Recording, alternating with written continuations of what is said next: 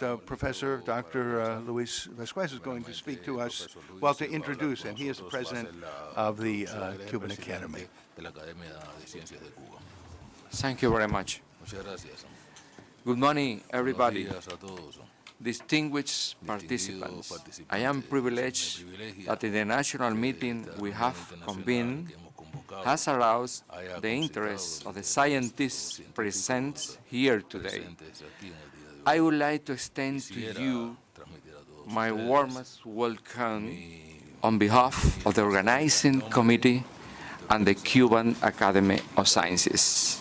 But the interest aroused is not surprising at all, since it's a central topic is of utmost and vital importance. At present, all over the world, scientific research and its conclusion rely on transparent dialogue and the skill to critically apprise the assortment of clear evidence so that the reliable truth comes out and prevails. As president of the Cuban Academy of Sciences, I am surrounded by some of the most brilliant minds in Cuba.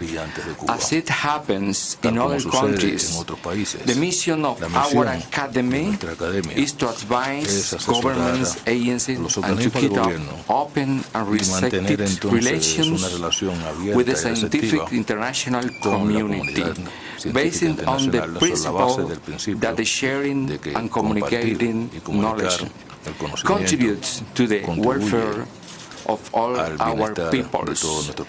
Our specialized scientists were not allowed to examine the diplomats suffering from the different symptoms alleged by the American medical doctors involved in the case, nor were they provided with all the necessary scientific information about the so-called and categorized by the U.S. State Department and sonic attack. On the basis of such a broad array of symptoms, without evidence of damage, and give the faulty methodology of the U.S. government authorized publication on the subject. It is impossible to conclude scientifically that any of these patients was targeted by the undecided entity or person as has been suggested. Those were the reasons why we said it was critical to summon an international body attending meeting to discuss the health symptoms described and review the evidence. I proposed that such a meeting could be attended by some of U.S. scientists who directly participated in assessing the diplomats, scientists from Canada and Cuba, as well as other specialists who may contribute to clarify this problem. I thank you all for being here, and I do expect that this meeting will provide an open exchange of relevant information and on-based discussion, and I am convinced that its outcome will be very successful for all the scientists participating in this important and unprecedented meeting. Thank you so much. Also, I would like to say that enjoy Havana, the Wonder City too. Thank you very much again. La ciudad maravilla. Además, muchas gracias.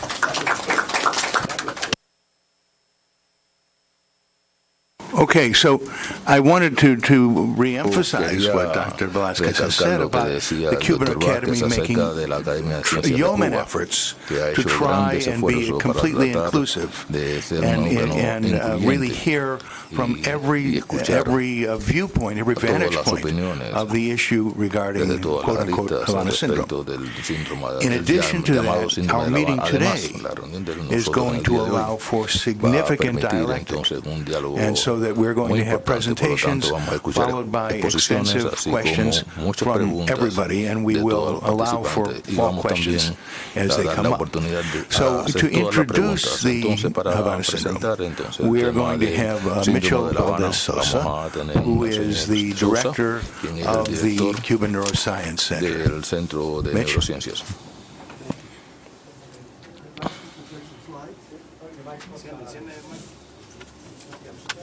Okay, I'd like to project some slides, please. Quiero proyectar algunas diapositivas. So thank you all for being Entonces, le doy here. las gracias a todos por estar aquí.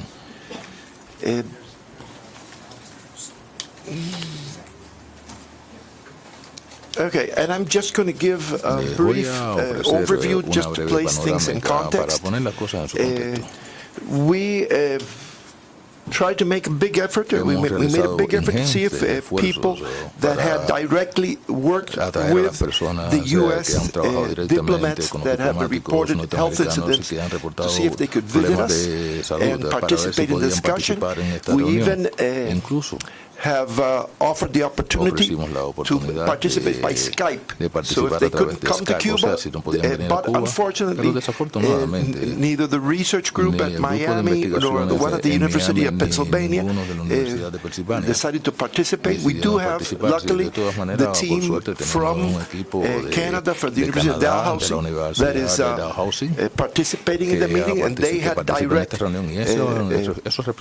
research carried out on the Canadian cases, and I think this is very important. For us, this is a moment, the beginning of a deeper dialogue, and more direct dialogue.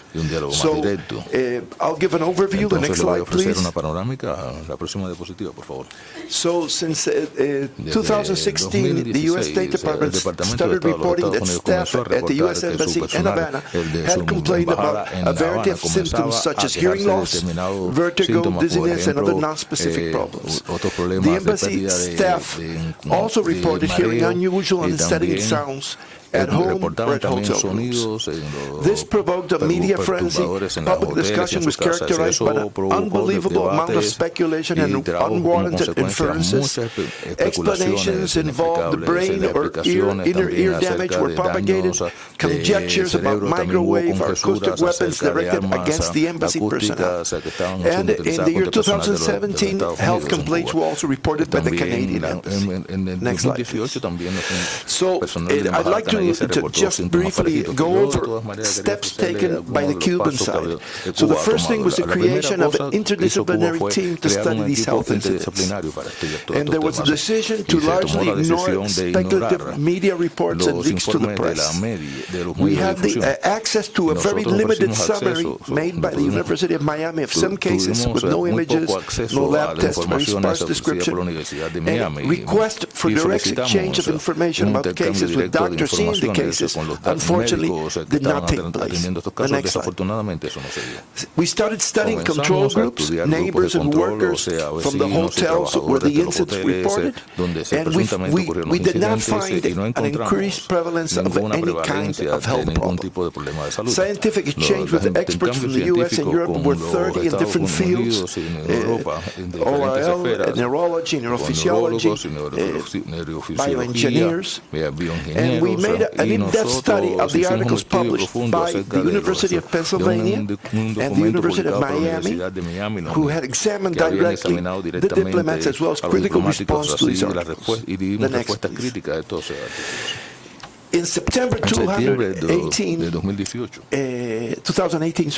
in Washington, there was a meeting with the medical staff from the State Department, but not the professionals that had studied the patients, with the Cuban delegation, 6 doctors that traveled to Washington to discuss these health incidents. The only thing we did there, I was one of the participants with some of my colleagues here, was simply discuss the article from the University of Pennsylvania, the one that had already been published in the Journal of the American Medical que había Association. sido publicado por la revista de la Asociación Médica de los September Estados Unidos. En 2018, septiembre de Dr. Luis 2018, Velázquez, el doctor president of the Cuban Academy of Sciences, proposed to Dr. Marcia Magnut, president of the National Academy of Sciences of the U.S., to create a joint U.S.-Cuban panel to examine these health incidents. To the moment, we have not received a response to this proposal. We began sharing information and having exchange with medical advisors of Global Affairs of Canada at the end of the year 2018. Next slide, please. We convened a roundtable, Sonic Attacks in Havana, a review of science and media coverage, parsing facts, that several of the scientists who were visiting us today were honored us with participating. And this was a meeting, a satellite meeting to the AAAS February 14th meeting in 2019, with the participation of Cuban and U.S. scientists. And we made a call there for a greater exchange of information to try to get to the bottom of these incidents. We had in summer of 2019 a bilateral meeting between the Cuban expert group and the research team headed by Professor Alan Friedman, who had studied the cases of the Canadian diplomats. We had a very deep discussion of their findings, and we initiated in November of the year 2019 a joint Cuban-Canadian research project to examine the possibility of neurotoxicity in Cuban subjects, which will be described later in this meeting. So, if I was to summarize the three basic reports directly based on examination of the diplomats, because there have been more publications and we will be talking about them during this meeting, this workshop. But there are three groups of publications which relate directly to people that have reported these health incidents. One is the work by the group of the University of Pennsylvania. It was published one paper in the Journal of the American Medical Association in March 2018, followed up by a later publication more specifically focused on neuroimaging, and that will be discussed in a later presentation, that reached the conclusion that persistent cognitive, vestibular, and oculomotor dysfunction, as well as sleep and permanent headaches, were observed among U.S. government personnel associated with reports of directional, audible, and/or sensory phenomena of unclear origin. And these individuals were described to have sustained widespread brain network damage to injury to widespread brain networks without an associated history of head trauma. So this is one group, and this was followed up by some neuroimaging reports. The next slide, please. There was a report by the University of Miami group in December of 2018 that was reached different conclusions. They did not consider there was widespread damage as related to traumatic brain injury, but they described a vestibular cognitive pathology also linked to noise and some sort of strange sounds. And this was published in this online journal, Investigative Otorhinolaryngology.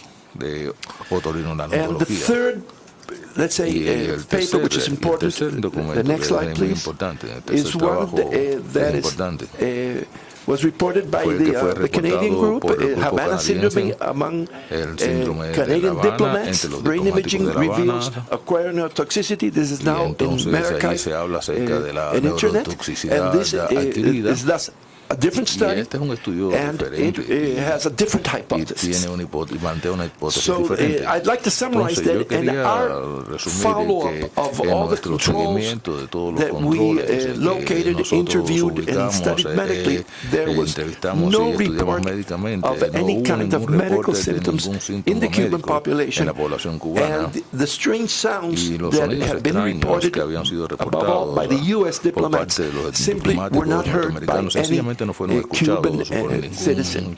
The next slide, please. La próxima diapositiva, por favor. In fact, the U.S.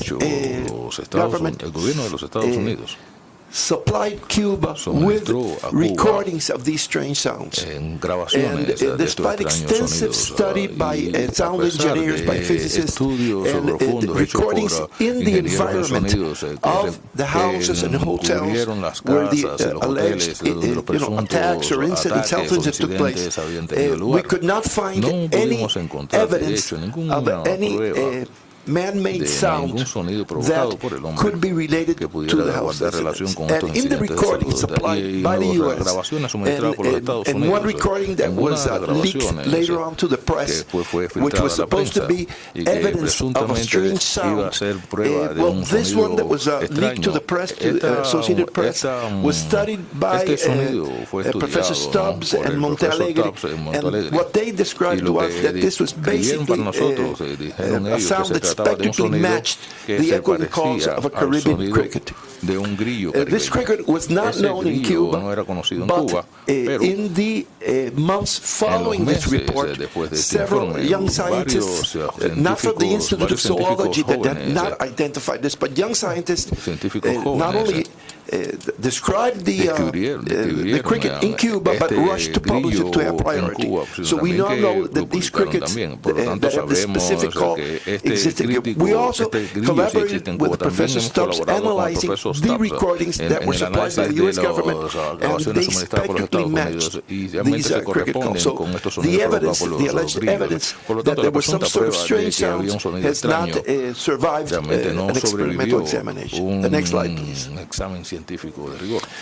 Now, the normal scientific process is you do your research with patients, you discuss with your relevant scientific peers, you publish, and then you communicate to the press. And in the process of discussing with other people or publication, this generates future research. So hypotheses must be falsifiable. If not, there's no science involved. Unfortunately, the next slide. What happened with U.S. cases is there was research with the patients, unverifiable leaks to the press, publication, and there should have been discussion with scientific peers. Question there. Next. But what happened was the leaks led to a media frenzy based on speculation, and unfortunately, in some cases, government actions. The next, and no scientific discussion with peers has been possible. So our goal with this meeting is to make a call for an open scientific discussion of these health incidents. They're not just a curiosity. There's something that has affected lives, and we think that unfounded explanations can make people feel worse. So trying to get to the bottom of what happened is important to help the people involved, but also to be able to tackle all the consequences of these incidents that are affecting the lives of thousands and millions of people, especially Cubans. The next. And I would like to finish by commenting that there's a terrible power of preconceived explanations. Once an explanation is accepted, sonic weapons, microwaves, energy rays, the risk of confirmation bias escalates, and every new data is adjusted to fit the hypothesis. And I would like to commend the position that was taken by the Canadian government and by the Canadian scientists that we may agree or not agree with the hypothesis, but they carefully examined evidence, they've shared it, they've discussed it, and they've opened it up to scientific inquiry. And I think this is very important. We'll have a lot of opinions. I know there are a lot of different positions, but only through frank and open scientific discussion can we reach the truth. Confirmation bias can be minimized by blind examination of the medical data, adequate controls, independent replication, and there are procedures to protect patient confidentiality and privacy while achieving the principles of open science and getting near the truth. This is an era where information has become dangerous. Everybody's discussing how to protect confidentiality of the patients, the privacy of their data. But despite all the risk of this, there is the possibility of sharing data and verifying hypotheses while protecting patients' confidentiality. So I would like to finish welcoming everybody to this conversation. This is just the beginning of a dialogue. I'm quite sure we're not going to exhaust all possibilities or explore everything exhaustively in these 2 days, and we will probably have to continue talking and discussing and studying in the future. The Cuban expert team, and speaking in name, on behalf of all my colleagues, is open to follow the evidence wherever it goes. But we need hard evidence, not speculation. We need science, we need discussion, verification. So thank you.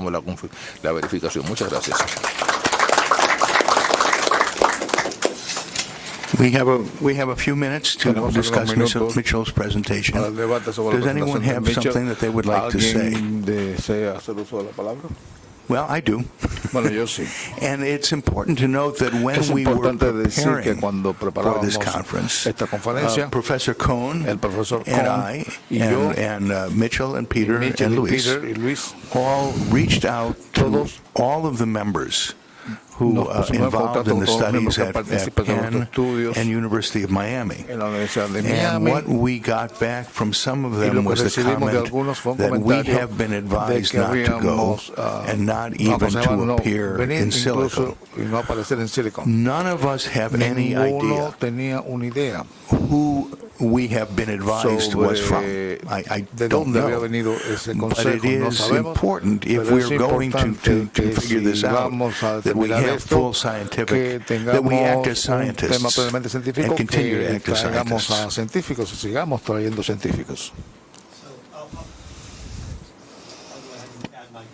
Micrófono, por favor.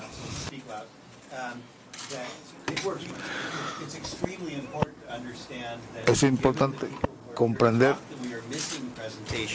que las personas que podrían tener otras posiciones diferentes no están aquí sobre las fuentes de los problemas sónicos. El señor no está usando el micrófono.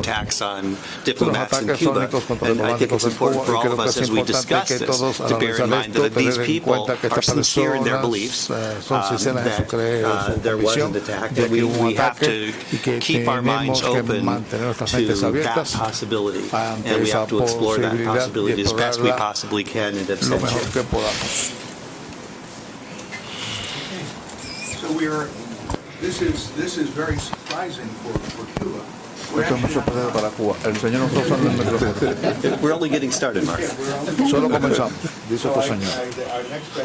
El señor no está usando el micrófono. Está explicando la próxima presentación. At the University of Edinburgh, and he's going to discuss the neuropsychology findings related to Havana syndrome. Relacionado con el síndrome de La Habana. Sergio.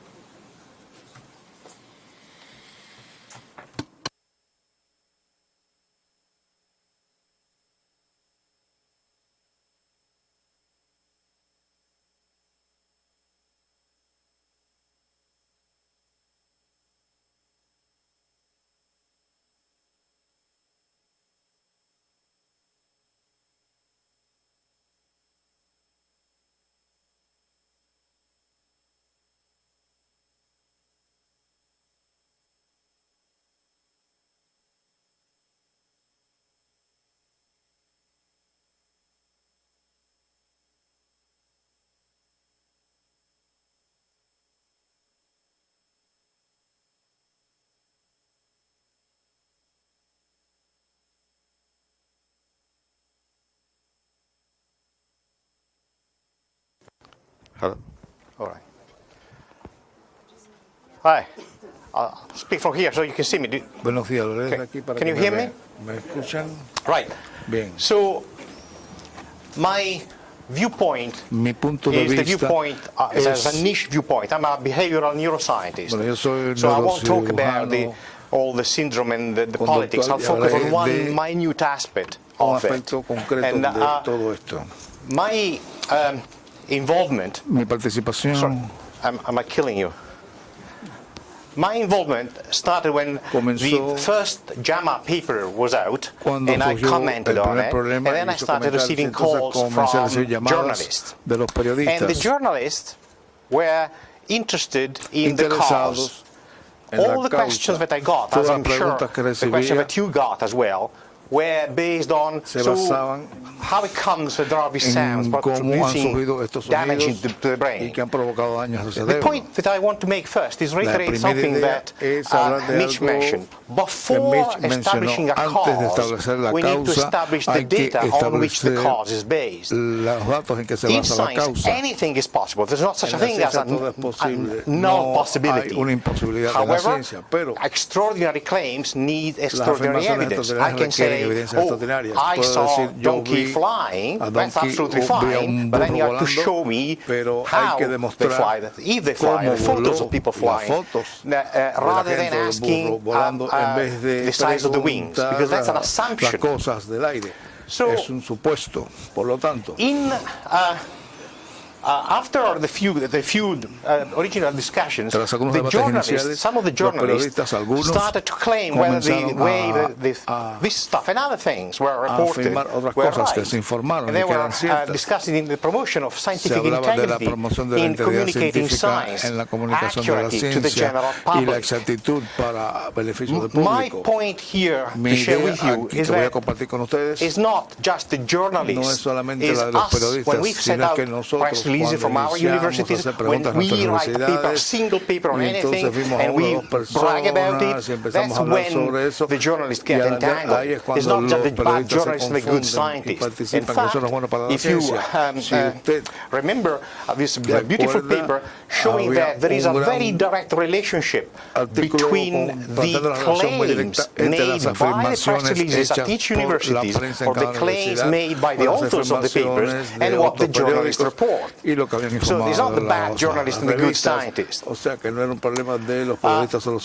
This is important to me, that's why I got involved. Not so much for the specific of this event, but for the dissemination of science in general, because most of what we do is based on trust.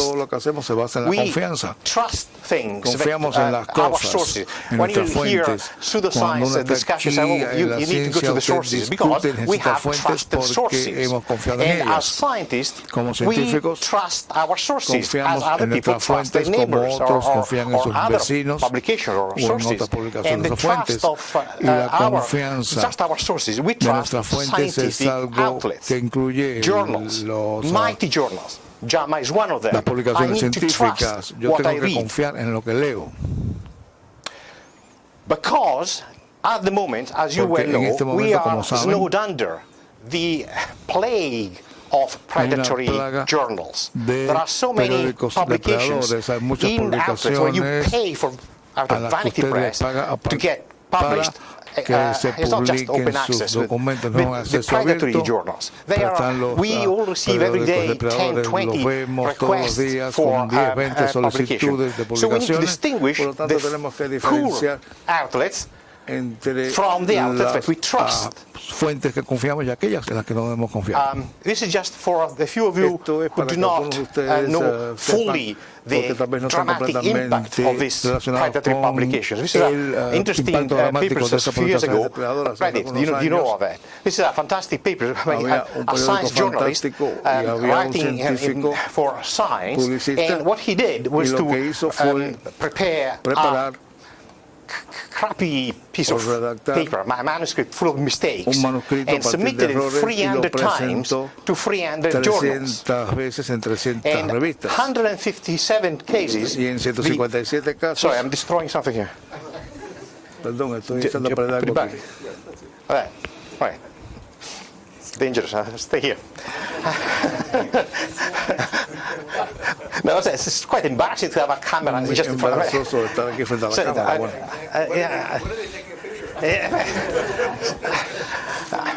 So, thank you for your empathy. So what this guy did was to submit 300 times the same papers, all wrong, to 300 outlets. Over half of the outlets accepted it, no question asked, just accepted. Another 25% accepted it, changing formalities like references and stuff. So we have about 80% of outlets out there prepared, if you pay, to accept anything. That's why we need very thorough journals, very thorough scientific outlets, very thorough sources, which we can trust as a community, not only as scientists. Because otherwise, you pay and the sharks there can publish whatever. Yes. Stay here. So, this is an example of a paper which has been accepted in this journal. This is a colleague of mine, and he really got fed up of receiving all these mails asking for publications. So he responded, "Get off your fucking mailing list." But then it occurred to him, and he wrote to the same scientists 5,000 times and submitted it as a paper, which got accepted. It's published. This is published. In my little mighty, I also have a children poem, an Italian children poem. Because I speak in English, I work in Edinburgh, but as you can hear, I was not born and bred there. I'm from Milan. So I have a translation of a children poem in English published in a Neuroscience journal. This is a problem because then, as Mitch was saying, and the discussion before pointed out, rather than looking at the data and discussing the data, we start to discuss opinions that fly around in these outlets. This should not happen in real science. This should not happen. Moreover, this is Stendhal, the red and the black, Rojo and Negro in Spanish. And in this book, there's a story, an interesting story, a love story. There's a nice sentence that says, politics in science is like a gunshot in the middle of a concert. Because science cannot be prescriptive. Science as an exercise is not prescriptive, it's descriptive. We do data, we describe science. Then it's the politics which uses this data to make decisions. But we do not prescribe. Instead, what happens here is that the science allowed a very straight and immediate prescription, as you all know and as Mitch outlined. The story was really extraordinary, an extraordinary story, which was backed up by publications. What I have done is minimal and simple. I've read the papers, and I've read the supplementary data of the papers, as every scientist should do. You don't just read the summary, you read the nitty-gritty of the supplementary data. And I want to share with you what this supplementary data show in this very first, very important publication on which everything else is based. These are, after we pointed out this issue, this has been taken by the press and it escalated. But this is what happens. So this is the paper. The paper that Mitch mentioned, the very first JAMA paper, and this is the conclusion. It doesn't work, but individuals appear to have sustained injury to widespread brain networks without an associated history of head trauma. That's the main conclusion, which has been dubbed immaculate concussion. There is a concussion, there is no anything to base it on. And this is the table 2 of the supplementary material.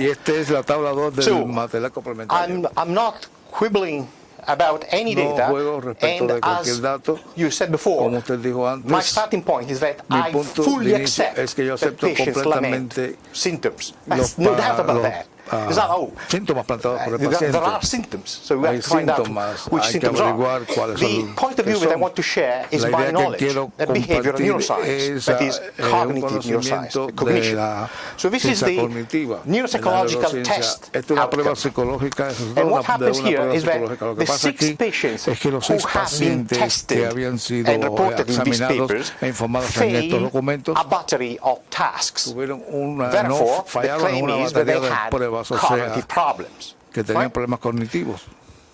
But Sobre this is si the tenían problemas cognitivos. devil in the details. The Esto se duplica en los threshold detalles. El accepted for rango abnormality aceptado para was abnormalidad above estaba the por 40th encima centile, del above nivel the 40 30th, y del 40 centile. centil Meaning that 30, significando 4 people out of que 10 4 personas will de be 10 pathological by default, by definition. por definición You have to consider estaban that in clinical setting, patológicamente 0.1, bien, o sea, 0.5 había is the norm. 1.5 que es la norma, 0.40 does not el exist. punto 40 no existe. In fact, the De 3 hecho, textbooks that are quoted los to back 3 this up libros de do texto not que se report citan 40 no centile at all. informan They report 1, 2, or 40 5. centiles, o reportan 4 o Why this is 5. relevant? Porque esto es Now, pertinente. it is relevant because Lo what we es have here porque lo que tenemos is aquí that if we have es que scores si that are tenemos puntuaciones pathological above the que 40th están patológicamente centile, por encima de los this is what 40 happens. We have centiles, esto es lo que pasa. 37 Tenemos measures, 37 right? mediciones, 37 tests 37 pruebas times 6 patients, 6 para 6 individuals. pacientes, 6 individuos. No correction, no Bonferroni Ninguna correction, no corrección. corrections. For a person to be Para que una pathological, persona it tenga una was patología, enough era for each suficiente one que cada of these uno 37 tests to be de failed estas 37 once. pruebas Right? So, fallaran a una sola vez. person- Una persona 37 tests, con 37 pruebas pathological if the score was es below patológica the si 40th la puntuación está percentile por in debajo any de measure, no boundaries. los 40 Okay? centiles en cualquier medida según Now, to cualquier give you, rango. I'm sure scientists seguro here are que hay familiar. científicos aquí que People who are, conocen I don't know esto, who you are. no sé quiénes So son you may be all ustedes. scientists here, or maybe Ustedes pueden todos journalists or ser whatever. científicos, periodistas, no sé. Are you scientists? Ustedes son So I don't need- científicos, ¿no? O sea, no necesito, I say nevertheless, you know.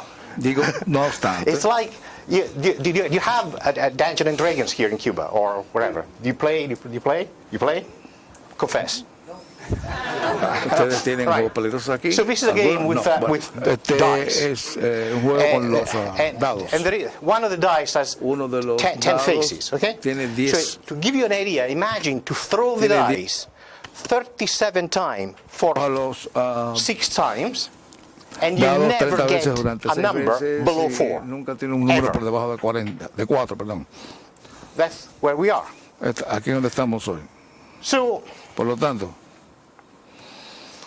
what we have done lo que hemos hecho in this journal, which is a En niche esta neuroscience revista, journal, is to que es say, científica, es decir, independently of anything, independientemente sonic de attack, cualquier whatever, cosa del how ataque sónico, is it possible ¿cómo es posible that we publish que in a nosotros mighty journal publicamos en una gran revista a set of data un with conjunto de that kind of datos constraints? con este tipo de limitaciones? So, to us, to Para me, the nosotros, condition para mí, suffered by el the estado people que here in sufren Cuba las has personas been aquí en labeled Cuba mysterious by an ha sido editorial in etiquetado JAMA in the same issue. misteriosamente por But the real los mystery editoriales, is pero how such el poor verdadero misterio es neuroscience cómo report, this ese little informe niche, neurológico, not neurociencia, anything else. I don't know anything about the yo no year, sé the nada labyrinth. sobre el Could be bibliotecario, passing etcétera, the scrutiny of expert cómo ha reviewers. pasado el Anybody escrutinio in my de field, los looking at a expertos. table with a 40 Todo el centile, que would just mide una jump out of the tabla chair. de 40 centiles tendría que asombrarse al escuchar esto. So Por lo tanto, I'll be. Is Robert here? Yeah, right here. Oh, so I'll be very interested to hear your story. But gustaría escuchar la historia de usted, we have pero peer tenemos- review for a reason. tenemos un We radio have por peer una review razón. so that we Por lo don't tanto, allow no permitimos tables with Las- 40th centile to be published without que se publiquen challenge. tablas de 40 centiles sin una What we've done impugnación. Por lo afterwards tanto, que hemos hecho was tras to eso try out es tratar the probabilities of o analizar las impairment. probabilidades So what we've done, de we la used discapacitación.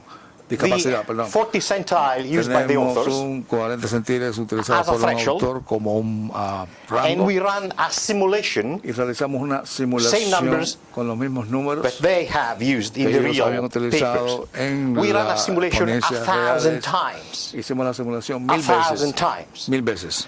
And in 1,000 times simulation of Y those en una data, simulación there is de no 1000 veces con chance, esos datos no zero hubo ninguna chances, oportunidad that anybody, de que you, cualquiera, me, usted, the yo, translators, los intérpretes, the authors, the referees, autores, whoever, los there is no referees, chance that anybody is de normal. que alguien It's fuese normal. impossible Es to be normal, imposible ser normal, by definition. por definición. With these numbers Con and estas these cifras procedures, y estos everybody is procedimientos, pathological. todo el mundo tiene una condición patológica. Huh? You get it? ¿Entiende? So this Por has lo been pointed tanto, out esto to the ha sido original authors. señalado a los And autores. in a letter Y en subsequent una to the carta publication, posterior a la they publicación wrote, escribieron: within individual deviations dentro de las from desviaciones an average individuales, a performance partir de are lo que considered actúan signs como of brain media, dysfunction.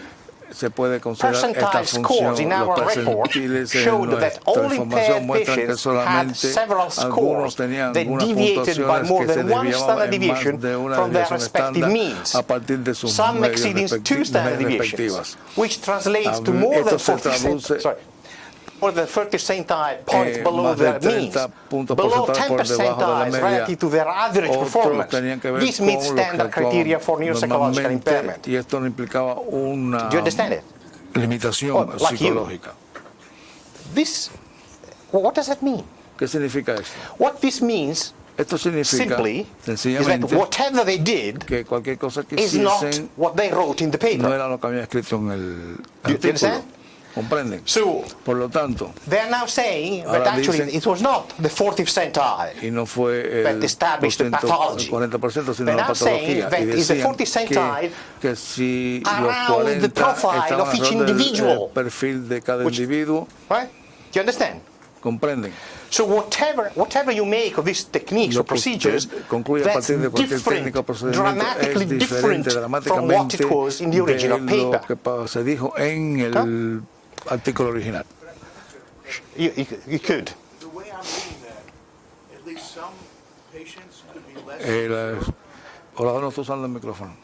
No, what this means is, No, well, esto I don't significa- really understand no exactly what it realmente means. comprendo But lo what que usted appears dice, to pero be lo meaning que is that parece rather than significar having a es que en vez de cutoff, tener un which has been criticized as being a una cutoff cima, of 40 centile, they say no, it's 40 corte, centile around your son profile. 40 So you have alrededor de su 37 perfil, measures, tiene 37 and wherever mediciones, anybody has y lo one que of these measures cuando cualquiera out with tenga estas 40 mediciones, sencillamente centile of your own profile, that's habrá pathological, which doesn't allow for 40% anything being de particularly su good or particularly propia bad than medición sea anything. patológico. Right? So, Por lo so tanto, 2 points here. dos One ideas is that aquí. this is dramatically Una, different Esto es from what's dramáticamente in the paper. diferente a lo que apareció en el artículo. And second, Y this dos, is something that has esto es algo not been heard of que no se ha in behavioral escuchado neuroscience that often. en la That you neurociencia consider conductual antes, pathology cuando usted around the considera una profile patología of an según individual. un perfil de un So we wrote individuo. again, Por lo tanto, nuevamente, and we said, guys, I dijimos, know, but the vamos, mending is worse than the lo whole. sabemos, pero So you wrote something which was se escribió algo not acceptable. que no era Then aceptable. people pointed out, Entonces la gente señaló we cannot do that. And then the response is, oh y well, but we dijeron, did not bueno, do pero that. nosotros no hicimos We did eso. something else, which is even Hicimos worse. otra cosa que es So, incluso peor. The within subject approach that they En este enfoque stated declarado, has no normative se point of declaró que reference. no había un It's a punto profile, an individual normativo, profile, había no un point of reference. perfil This individual, no would be había ningún completely punto de meaningless referencia que in the podría ser establishing whether completamente somebody is sin pathological or significado normal. para decir que alguien It means that fuese somebody is particularly good, patológicamente particularly normal. bad at any Esto kind of puede ser function. particularmente I'm a good malo o skier, bueno. I'm an appalling Yo estoy aquí, baseball player. yo soy un Baseball jugador player. de pelota, digamos. So we Entonces, ended up by terminamos recalling an old Venetian grabando says, "Zapesa con de buzo," which means that the mending is worse than the whole. una cita diciendo que There was estas no cosas pueden reply, pasar. so we wrote Por lo tanto, escribimos collegial editorial un saying editorial that the colegiado author of the JAMA diciendo paper should now either publish an official erratum because they themselves said it was wrong, to explain the actual method, what is the established whether a patient was pathological in those tests, how the pathology was established, which should be clear and unambiguous, or they should retract the original paper on the basis that you cannot change post hoc the criterion on which you base your findings. Rather than engaging in a discussion on these data, as you do, we enter the realm of neuroimaging, and there was a further paper on neuroimaging. And the neuroimaging stated that there was neuroimaging findings, but in a reply, they had to admit that there was no statistical significance correlation between neuroimaging and clinical score. But I know that some will talk about neuroimaging later. I just want to point out one thing that you can see in a table. In a table, again, in the material published, you see that there are some columns which points to a worsening, and some other columns which points to a bettering of the people involved. Now, if whatever happens shrinks some part of your, this is what a student of mine look like a hedgehog.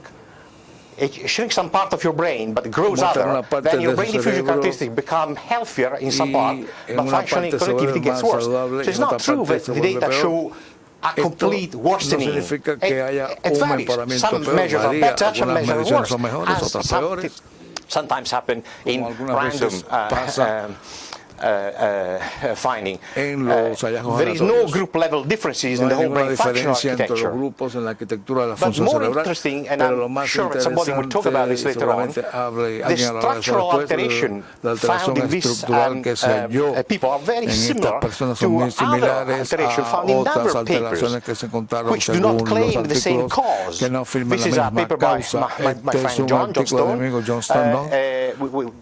He is also from Edinburgh, we work together, and they found that two cohorts with functional neurological disorders show similar increased cerebellar gray matter compared to healthy controls, exactly as observed in the US employees, the embassy employees. So this is not saying that there is not an issue.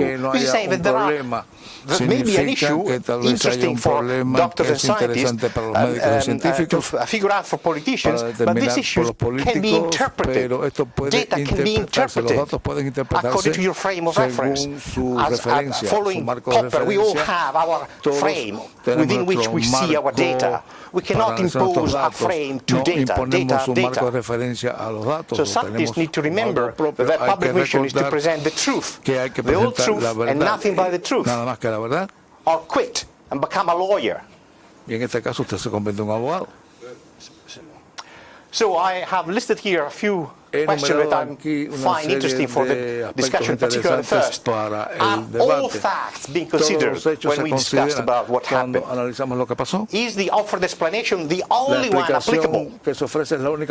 What would the falsification be? Mitch mentioned falsification. If I have an hypothesis, I can actually disagree with that hypothesis, so I can set out an experiment to find out whether the data hold on to a new experiment. I need a falsification, and our data reliable.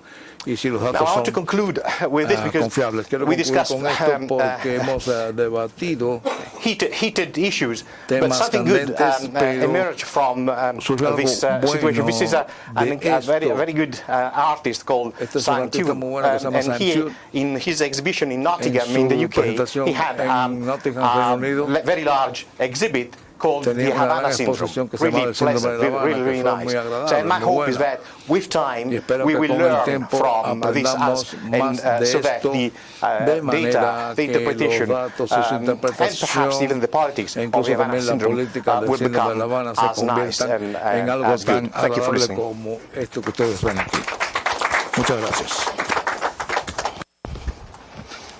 Okay, this is open for discussion. We have a few minutes, and we have more than a few minutes. We have a half hour to discuss the paper, and then we have a coffee break. Este documento y después tenemos un receso. Yo me siento obligado a ofrecer una respuesta. You made several points which Usted are ofrecía varios clear and argumentos salient. que son claros. However, I think Sin that embargo, there's yo open to some pienso que questions. So, también hay one unos question is, temas que pueden why would debatirse. a La high-end primera journal pregunta, like the Journal of the American ¿por qué, Medical Association choose to publish a paper like this? And we should start off by saying that the paper calls itself a preliminary report.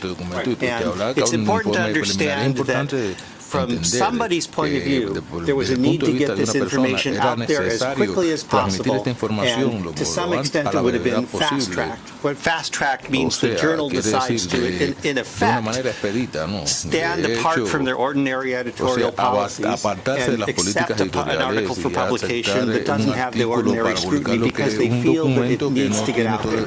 Why they feel, let me finish before, okay? Why they need to get it out there is a whole different question which we can discuss. But the first paper was accompanied in an incredibly unusual way by an editorial article written by one of the senior editors to introduce the paper. And I just want to read quickly the abstract from this editorial to give you some idea about what the thinking was in getting this paper out. I'm quoting, "The primary value of publishing case reports and case series in the medical literature involves the documentation of symptoms, signs, and clinical data in a unique group of individuals. Often, at the time of the initial report, the fundamental etiology and pathophysiologic mechanism, that is, the basis of the disease, underlying the clinical phenomena are not yet fully understood. But the clear description and potentially pertinent data serves as a foundation on which the other clinicians and investigators can build." Right? In summary, we're not saying that this is a complete study. It's a case report that's interesting. They follow on by making an extraordinary statement. To me, for example, in 1881, Wernicke, for those of you who are in the press, is thought to be one of the true fathers of modern neurology. Wernicke described a syndrome of confusion, ophthalmoplegia, and ataxia. In 1887, Korsakoff, another of the great founders, described a series of patients with predominantly anterograde amnesia. Yet, it was not until several years later, and after several additional case studies were published, that the two conditions were recognized as part of a clinical syndrome, the so-called Wernicke-Korsakoff syndrome, often associated with chronic alcoholism. The concept of vitamin deficiency was not yet well established at the time, and the link between Wernicke-Korsakoff syndrome and thiamine deficiency was not determined until the 1930s, some 50 years later, illustrating that medical diagnosis at any given time depends to some extent on the current state of scientific knowledge, historical and cultural context, and the framework through which a disease is conceptualized. The principal justification for publishing a report which had inadequate statistical support was that they felt that they were looking at a new disease entity with potential clinical impact. So I really want to emphasize that although I wrote a letter to JAMA explaining my opinion, this report was inappropriate given the data that was presented. This was certainly their position. The second thing I want to comment on following your discussion of what you feel should be an erroneous to the original findings is that your daughter Anna, I don't know that you have a daughter, Anna. I'm going to guess. Anna is a bright kid, and she does really, really well in math. She does really well in English. She does quite well in art. But for some reason or another, her language skills are falling behind the math skills. This, to any ordinary neuropsychologist, would be seen as abnormal. That is, there's a notion that people behave similarly across all their cognitive domains.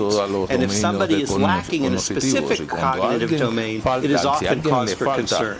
Now, this is the basis, I think, on which that letter that you refer to is written, to say that this person's behaving at, let's say, a mean IQ level of 100 like everybody else, but for some reason or another, they're aberrant over here. And that is considered to be a clinical side. Again, clinicians operate by different rules than people who are trying to produce primary scientific findings that you can extrapolate to the population. You're looking for evidence that something might be abnormal. So those are my two comments. Estas son las dos observaciones que yo quería ofrecerle. Yeah, because otherwise I forget the points. En caso que se me olviden los puntos que me because they're planteaba, very interesting. puesto que resulta muy interesante. Let's try to take one by one. Vamos a responderlo uno a uno. If I forget, you remind me. En caso que se me olvide, usted me lo recordará. The first one El primer is punto. why a journal ¿Por publishes qué that? una revista I don't know. publicaría They may este have artículo? No very lo good sé. reasons. Debe tener razones My válidas. position as a reader La posición mía como lector es que is to have a watchdog. es la Remember de ser that Lancet vigilante. published the Ustedes recordarán que Lancet report publicó un on the informe link between sobre el vínculo vaccination and autism. entre And it took estas the best part of enfermedades 12 years y to demoró have 12 it años retracted. And it para was que se retracted not because of the retractaran. scientific Y community no se who said trató nothing, por la but comunidad because of científica que a no very dijo nada, brave de hecho, journalist, sino que Brian Deere, sencillamente porque hubo who un periodista muy started a valiente, journalist Brian Deere, investigation que into comenzó those una data investigación and found sobre out estos that was a datos fraud. y se enteró So, entonces de and Lancet que había is a una fantastic falla. journal. Y We Lancet, all que es una make revista fantástica, blunders todos or cometemos choices. errores. So it's not that Por lo if a tanto, journal no publishes se something and the journal trata is de bad. que JAMA si is a una fantastic revista journal, the best publica possibly algo no es bueno, no, that we esta have. revista But es muy in fantástica, publication we do make mistakes pero en las sometimes. publicaciones se cometen And the errores. autism vaccination is an Por example in my ejemplo, mind. el ejemplo de la vacuna es un ejemplo válido en And este sentido. our task is Y also es to la point this tarea out. nuestra también señalar Second estos errores. En segundo lugar, is the editorial es el about editorial Wernicke. acerca de That's Wernicke. absolutely right. That's exactly Usted what they tiene wrote. absolutamente There's tiene la a razón. Esto fue lo tiny que difference, escribieron. though, Existe una and pequeña it's a difference diferencia, I no would like obstante, to que yo share. quería compartir And con is that ustedes. when Y es que cuando Wernicke published Wernicke their publicó report, su informe, the cause of the la observation causa was de not la under discussion. observación no se estaba debatiendo, no estaba The siendo editorial cuestionada. says we El did not know editorial whether dijo, no what sabemos Wernicke discovered qué was fue due lo to que a Wernicke descubrió. vitamin Y B12 si se trataba de un deficiency. problema de deficiencia But vitamínica. that's not the issue. Pero ese no es el Because problema. we're not debating Puesto whether or que no not we estamos know the debatiendo cause. si You can conocemos o no la observe a causa. phenomenon Usted puede observar el for which you fenómeno don't understand the por la cual cause y at usted all. no And this is entiende la causa. legitimate and mandatory to share and y publish. es realmente obligatorio compartir eso con el Instead, público. what En we've su done lugar, here lo is que the se hizo en opposite. este caso We fue lo have opuesto. shaky data Teníamos on datos débiles an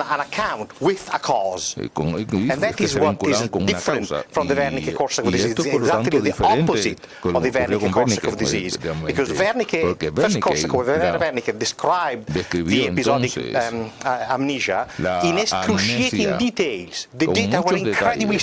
sound. Y They como didn't los have an datos eran muy explanation. sólidos, no tenían una explicación. Here En we este have caso not tenemos very good data no tenemos and a datos very muy strong buenos, explanation. ni tenemos una explicación So muy this is sólida. what Por lo tanto, answer to the eso es lo que yo respondería, ¿no? the editorial. Al respecto And al finally, editorial. Y por último, the profiling. la caracterización.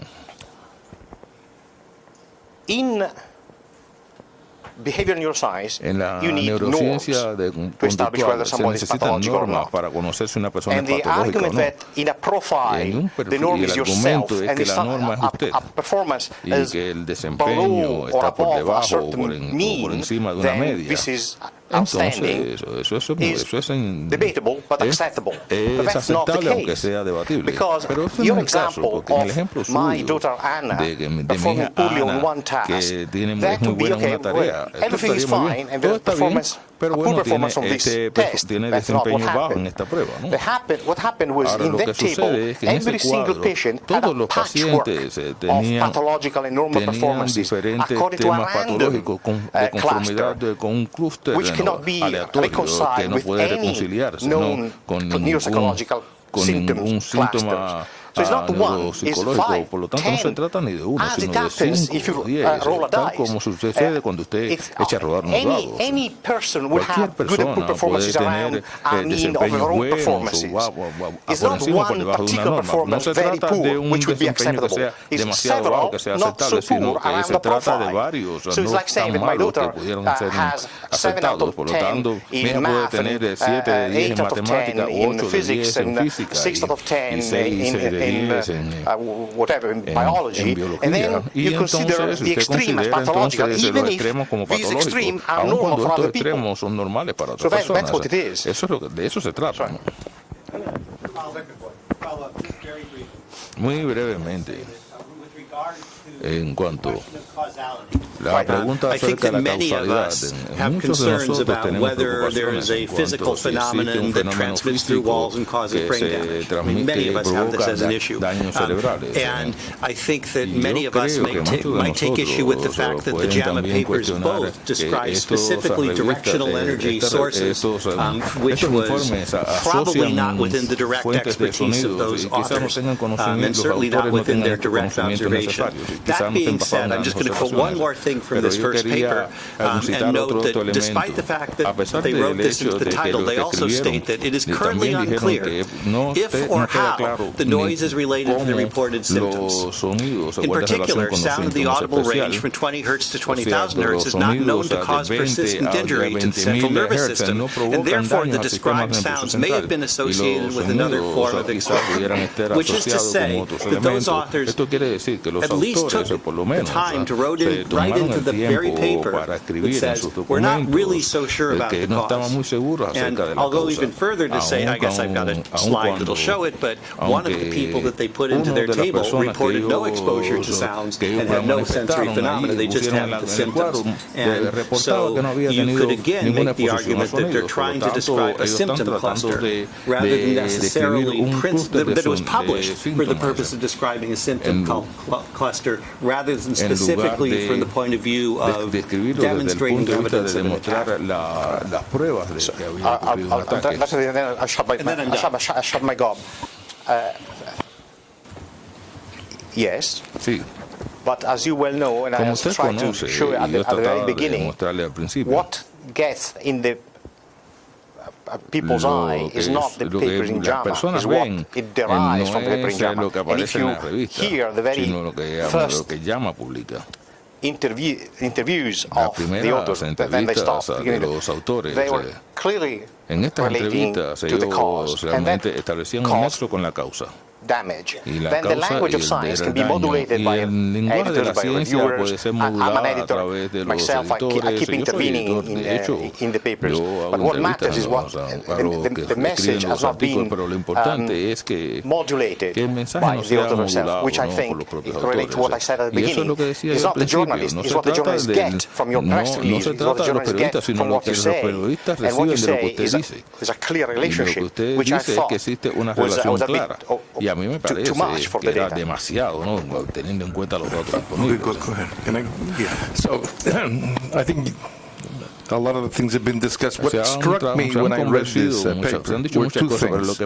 One, that there was no such thing as a cluster of symptoms or a syndrome. Right?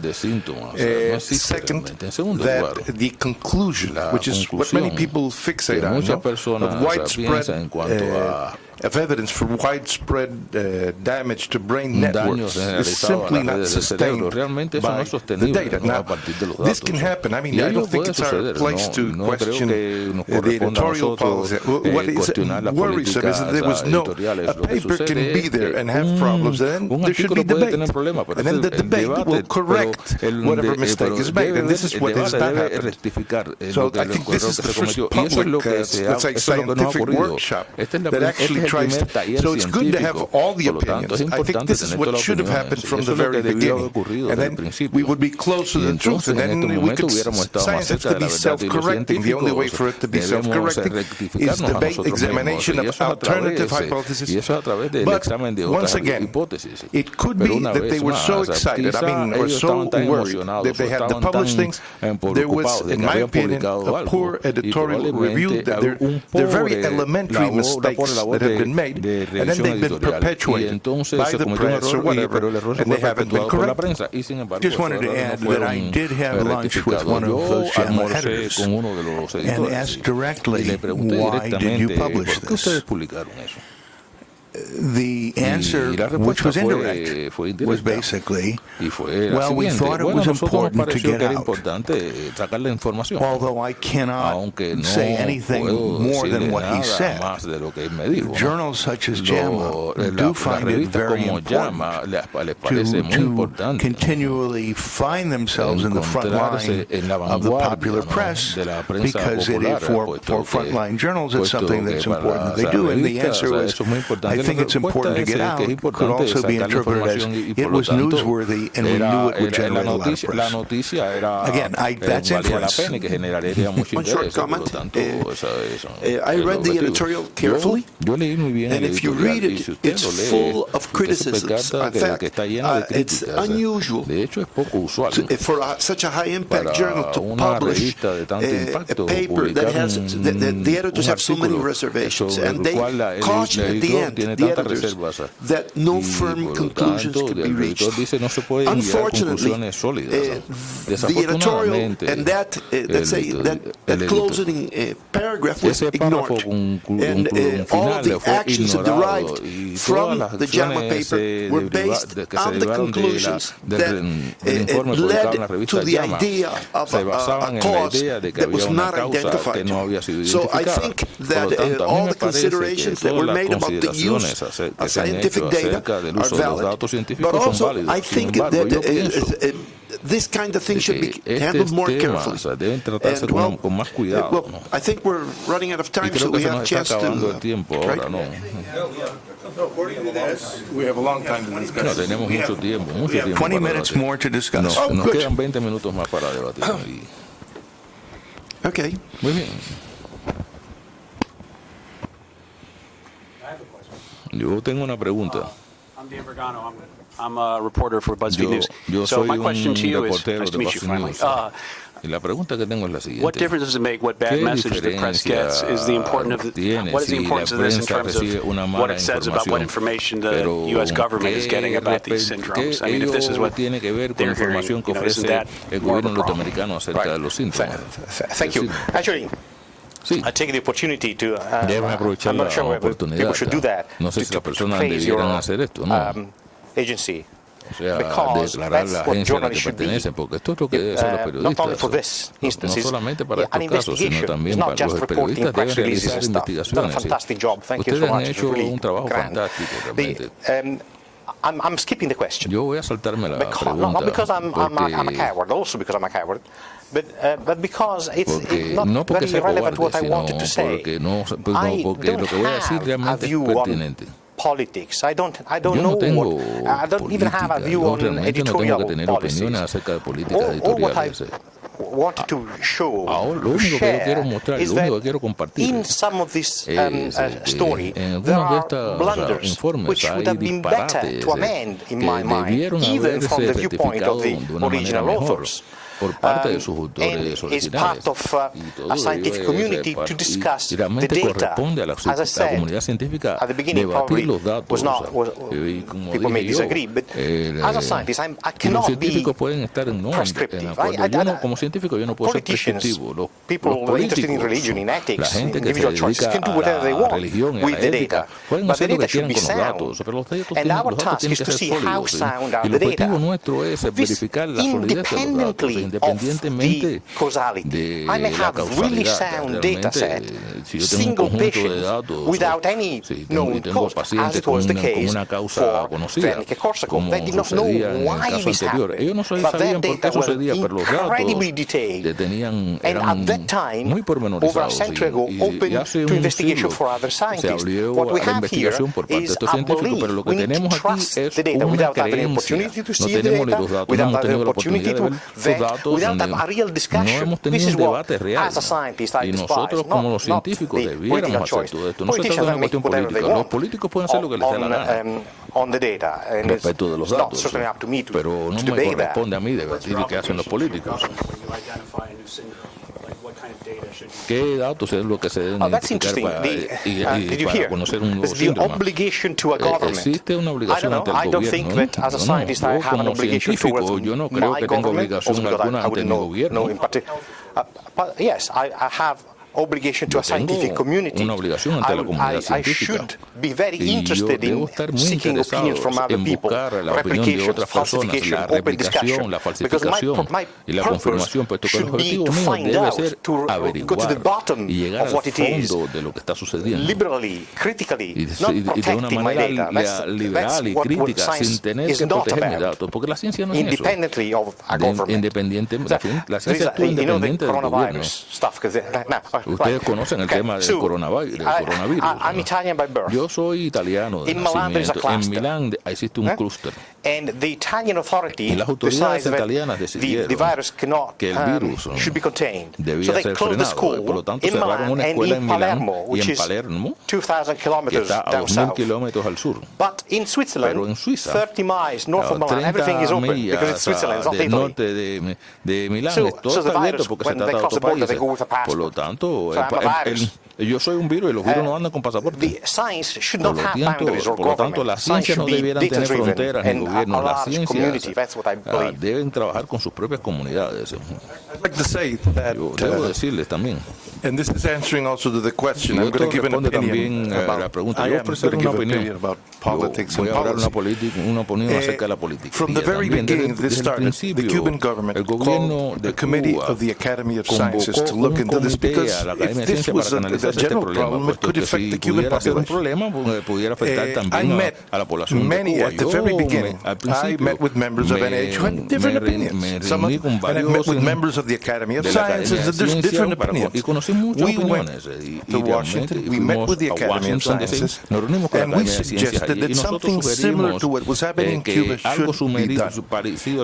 And I think this has not happened, and this is not to the best interests either of the diplomats, the public, the Cuban public, let's say, who could be at danger, or to wise decision-making by the government. And this hasn't happened. We've offered repeatedly our aid to investigate this, and frankly, I believe this has been treated as a cloak and dagger problem rather than a health issue. If it would have been treated as a health or scientific issue, I think we would be near the truth now. I'm going to be a little softer than Pedro on this. But say, Dan, that I think I know that the obligation of biomedical scientists, whether they be clinicians or researchers, in this case, is to try and alleviate those people who are genuinely suffering from something and figure out what's wrong. And in fact, it really is not allegiance to a government, it's allegiance to to the truth and discovering the truth, which doesn't know national boundaries, and bringing in the politics, as Pedro mentioned, to this has probably delayed, has definitely delayed the help that these people need.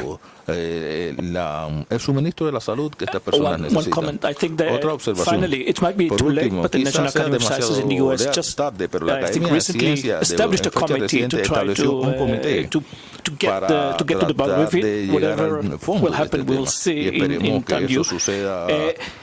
Just a few comments. I think it started from a problem we all know, that the lack of peer review has many problems and issues. But then you showed, of course, the peer review is not always the solution. On the other hand, I think what you showed is that scientists published a paper. They were maybe less careful than we would like them to be in interpreting the results.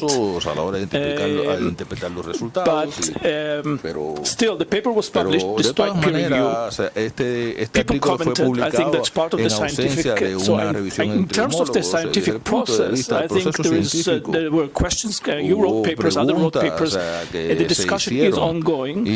So I wouldn't be so negative about the method. What politicians did out of it from other reasons citizens or the media that are out of different reasons, it's a different story, but it's not necessarily the problem of the group and the scientists. Can I make a correction? There's been a panel of the National Academy of Sciences, but it is not to discuss the science or the health issues. Its stated purpose is to protect youth development, which is fine. What I'm saying is that we had a request, and I wrote personally to the head of this panel. We had a meeting with the direction in the foreign affairs. We went to the National Academy of Sciences. What I'm saying is, and they told us that they work by commission, that I think that they have the Institute of Medicine or whatever. I think that when there's a health problem like this, the more effective actions is what I'm saying. I'm not saying what they're doing is not correct, they're doing what they've been asked to, but I'm just suggesting that the most effective action would have been very early on to get into this and to examine it jointly. This is what I'm saying. Este problema desde el principio. Eso es lo que digo. Can I address the point, or si me permiten ofrecer otro argumento? That's exactly what I was trying to say in a different way. Exactamente lo que estaba tratando de decir de otra manera. I read JAMA as a Bible. Yo leo la revista JAMA como si fuera mi Biblia, ¿no? Y yo no estoy diciendo que, de hecho, es una de las mejores fuentes que tenemos. Y lo que estamos tratando es demostrar que debemos propiciar el intercambio científico y debe haber comisiones para los editoriales. Y eso es lo que creo yo que debe ser la ciencia, ¿no? Y yo voy a seguir leyendo JAMA, y es por eso que me preocupé, puesto el hecho de que estamos debatiendo aquí artículos como que se publicaron como si hubieran publicado en revistas de poca monta, esa es la preocupación que yo tengo como editor de una revista, ¿no, de neurociencias. Si existiese un problema con los datos, ciertamente yo lo debatiría de una manera abierta en lugar de buscar una estrategia para no debatir. Por lo tanto, la preocupación mía es esa, ¿no? O sea, preservar todo lo bueno que JAMA representa, ¿no? En lugar de atacar, ¿no?, a esa revista, puesto que, como les decía, para mí esa es la Biblia.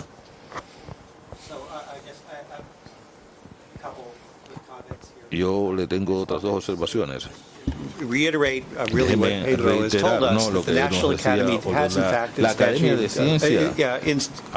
initiated a panel, not quite so recently, it's been a while that they've done this, but their charter is to advise the State Department on the health of the diplomats. Their charter is not to do an investigation on the source of illnesses or the reality of the findings from newspapers. It's to advise the State Department. And in my conversations with David Relman, the chair of that panel, they are not charged even with the responsibility of creating a report, and they may or may not do such a thing. So there should be a panel to do this, but that's probably not the one that's going to do this. Yeah, I want to also respond to Dan's comment about the politicization of these data or the role of scientists in entering into this domain. These are findings on State Department employees, and the U.S. government probably has an interest in keeping a great deal of information private. They don't want anything known about these individuals. That produces a very, very unusual, unfortunately, terrible situation for people trying to do serious retrospective science, that we won't have access to the actual data. We will never have access to the actual data. And this makes it exceedingly difficult for anybody to go ahead and verify or review the findings that are out there. But it is a very unusual circumstance for this. And I think the discussion, actually the tone of this is very interesting altogether about the role of scientists are. I hear from my Cuban colleagues different positions. Scientists are here actually in order to support the people and the people's health, which is a rather different position. The scientists are here to go ahead and dig and find out the final facts. Right? We hear many reports of scientists withholding data for an enormous amount of time, simply for the purpose of being able to write the definitive paper, even if it would be at cost to the public health. And maybe that's what you were alluding to with this. But these are very different positions. They're very different attitudes in the countries and the scientists who perform this work.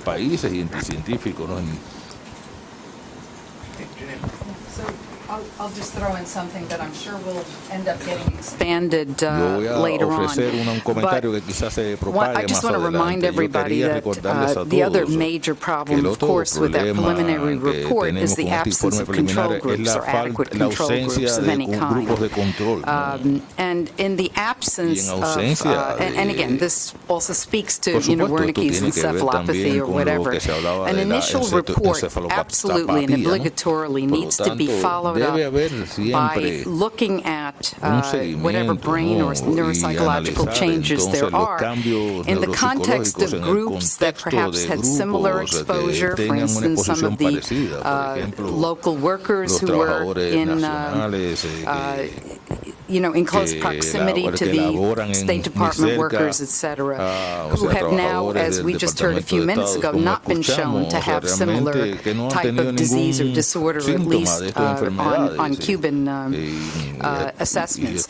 So I think the other problem is that we really, even in the subsequent papers that have come out, there is a tremendous limitation in terms of what we would call the basis of fundamental scientific evidence, where we tend to examine and interpret data on the basis of what similar exposed groups from similar kinds of backgrounds are also manifesting under these circumstances.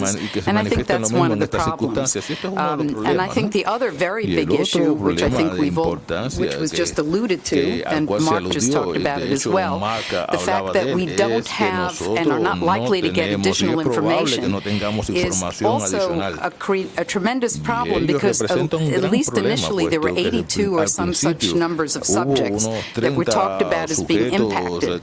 But the initial reports first reported 6 people with disorders, then 20-some-odd people. That group was subsequently expanded.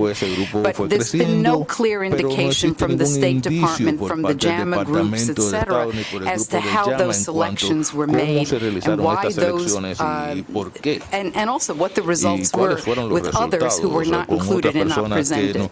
So I think as scientists, we're faced with the dilemma of not just rapid reporting of quote-unquote, public health interesting and important information, but we're grappling with the real paucity and absence of data that allows us to judge science in the way that we typically judge. So I totally reinforce, what you have been saying, but our hands are tied. They really are.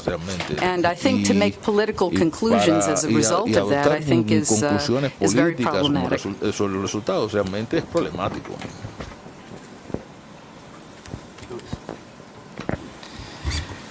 Apologize me, but I would prefer to speak in Spanish. Prefiero hablar en español. Pienso que I believe that, first of all, I should congratulate all panel members over the elaborate explanation offered and the very good discussion started. This is one of the main purposes of this meeting. Yo considero algo muy importante, believe there is something very important, which is the fact that this situation that has emerged around what has been so-called as the Havana syndrome has had many repercussions from different angles. If we look at it from the scientific point of view, we have the fact that there is an absence of a strong basis en el orden incluso de la fisiopatología de estos problemas. From the physiopathology of these problems, and for the scientific community, these no doubt represent a huge problem, a doubt to be considered.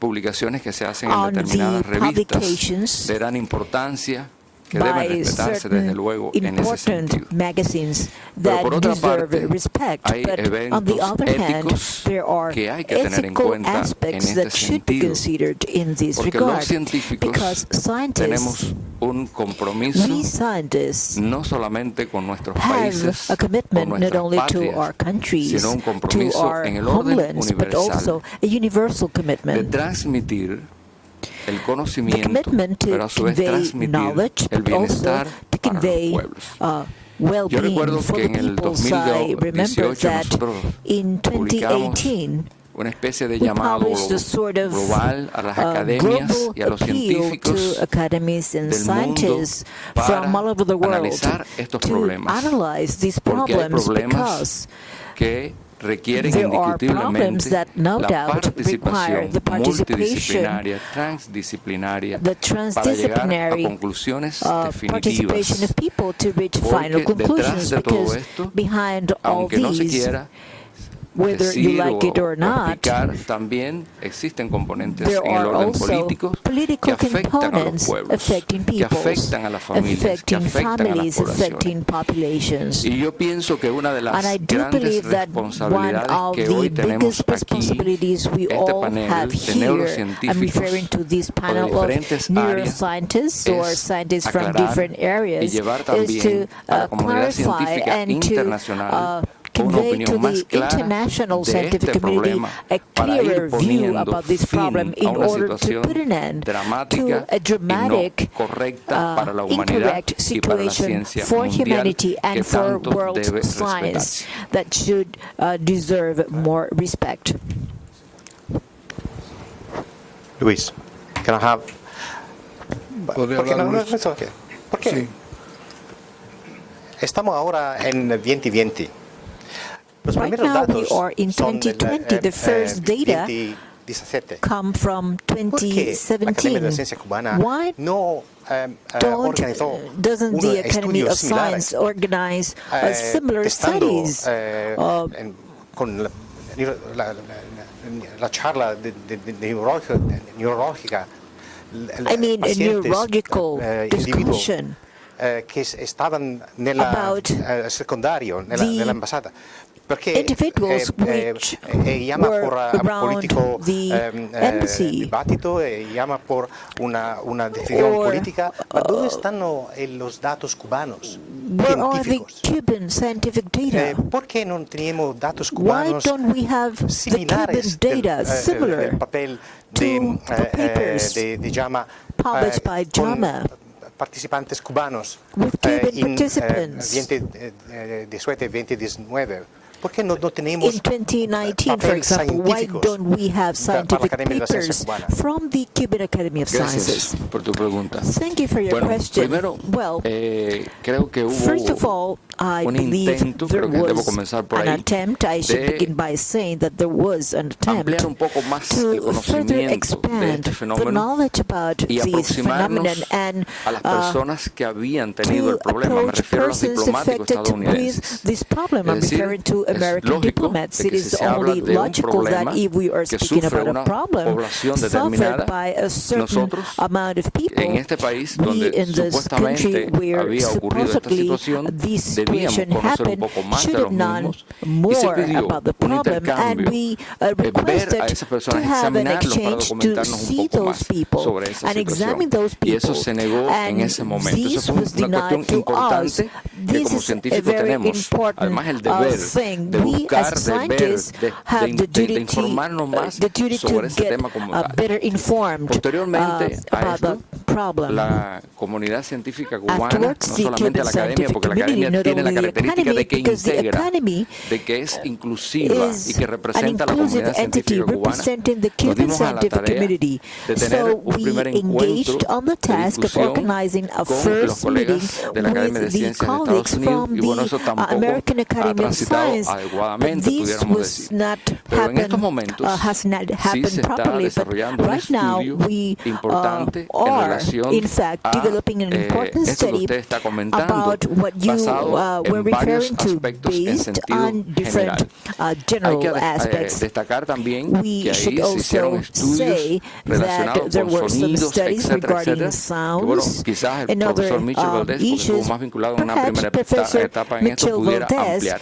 could Pero sí elaborate no hemos on estado de that, espaldas but en we ningún have momento not turned ante our esta situación. back Y sí to se han that ido situation, haciendo and estudios we have in paulatino fact y carried ahora out hay un estudio mucho gradual más studies, fuerte and now there relacionado is a incluso en stronger colaboración study con los in compañeros de cooperation Canadá. with the converts from Canada. Yeah, Sergio asked a good question. Why didn't the Cuban expert group publish anything about the control groups? Independent of the cause. Independent of the cause. The problem is we were searching for symptoms and we focused initially in Cuba on hearing disorders because there was a lot of comments that the problem was related to sound and there was hearing loss. And since we didn't get any detailed information from the U.S. side, which began with the U.S. cases, and they were speaking of inner ear damage and the problems with hearing. What we did was to carry out surveys of people living in the same areas to see if there was any cases of sudden hearing loss. But over the months, as the information started coming out, we realized that hearing was not the problem. In fact, if you look at the JAMA paper, there are, I think, only 3 cases that really have hearing loss, and the paper recognizes that many of them were pre-existing conditions. So we went after a red herring. So our initial effort to canvass the community was focused on the little information that we had received that there was a hearing problem. So we should have published that perhaps, but it suddenly seemed irrelevant because the problem of hearing loss suddenly, despite the fact that it occupied a lot of attention in the media, it suddenly disappeared. There was no evidence of hearing loss anywhere. If I may, I take the U.S. standpoint now. Yo conozco la posición de los Estados Unidos. To see their data, you go and ask to see a ver los datos, ¿no? the spreadsheet, but todas estas informaciones. I think would Y a be mí a me much parece stronger position que la to posición say, sería look, más these are sólida our si data, decimos que estos datos we share them, nosotros los compartimos. what you make it, because ¿Y it's qué ustedes interpretan de ello? dichotomous path. Either the symptoms are shown by a particular cluster of subjects, like in this case diplomats, in another case people with a particular genomic trait, a cluster, or whether the symptoms are presented by people living in a particular area. This is very, very relevant. To my mind, I would love to know opinión, a mí me encantaría conocer si estas mismas caracterizaciones, independientemente de la causa, ¿no? se han reportado o se han descubierto, ¿no? En personas que no sean diplomáticos estadounidenses y que viven en la misma zona, digamos, diplomáticos de Japón o del Reino Unido o personas locales. ¿Tienen estas personas síntomas parecidos o no tienen? Esto sería pertinente, puesto que una cosa sería no centrar la atención en un grupo, ¿no? por cualquier motivo, y otra cosa sería centrar la atención en un área y otra cosa sería centrar la atención en algo que no existe. Si usted comienza, usted utiliza la hipótesis nuestra y la aplica a otra hipótesis, o sea, los norteamericanos dicen que es una cosa y los cubanos dicen que es una histeria masiva, jamás llegaremos a ninguna parte. Por lo tanto, yo lo que invito es que se publiquen los datos y que se compartan, ¿no? Si eso es posible. I can only actually just reinforce what Sergio just said. You know, the initial report by Hofer said that there were 8 people complaining of hearing loss, of which none actually had measurable hearing loss. That was his opinion. I'm sorry, 2 had actual hearing loss, but that was pre-existing.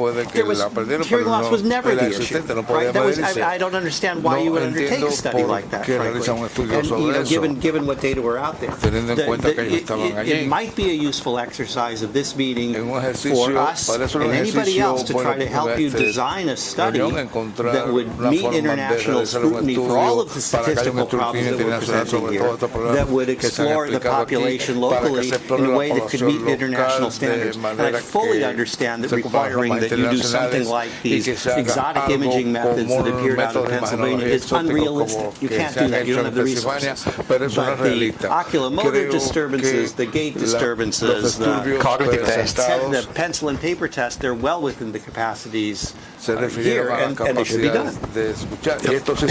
Just a clarification, brief clarification.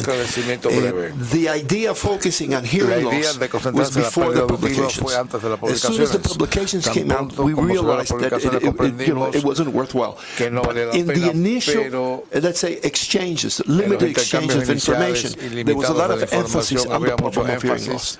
And in all the conversations that we had with the U.S. authorities, the topic of hearing loss had come up. And I agree completely. In fact, we are carrying out now a study that we've discussed, including neuroimaging,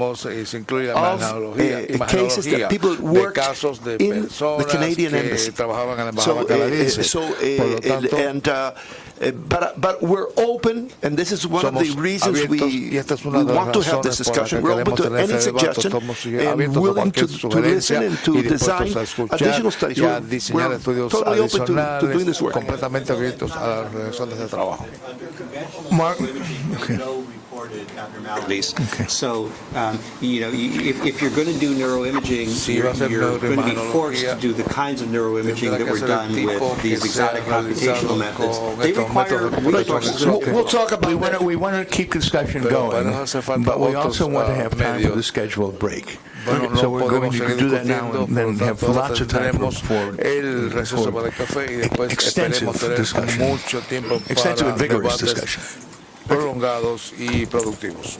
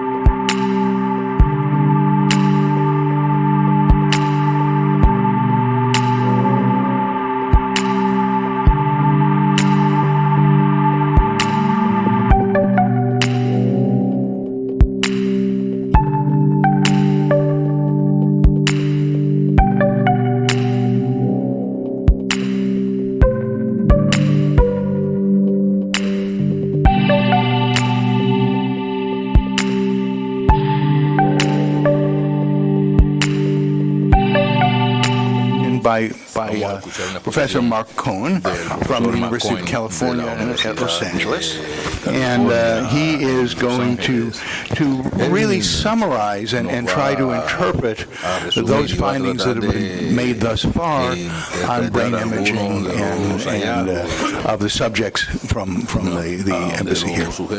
Okay, so I'm Mark Cohen from UCLA. My particular area of expertise, I'm a neuroscientist, but I have been involved in the advancement of advanced technology for the purpose of neuroscientific investigation for my whole career, including a great deal of work on MRI instrumentation. It also turns out that I do work on ultrasound and its effects on neurons, and so I have at least some background relevant to all of this. It's my intention today to do the best job that I can of presenting the findings of others.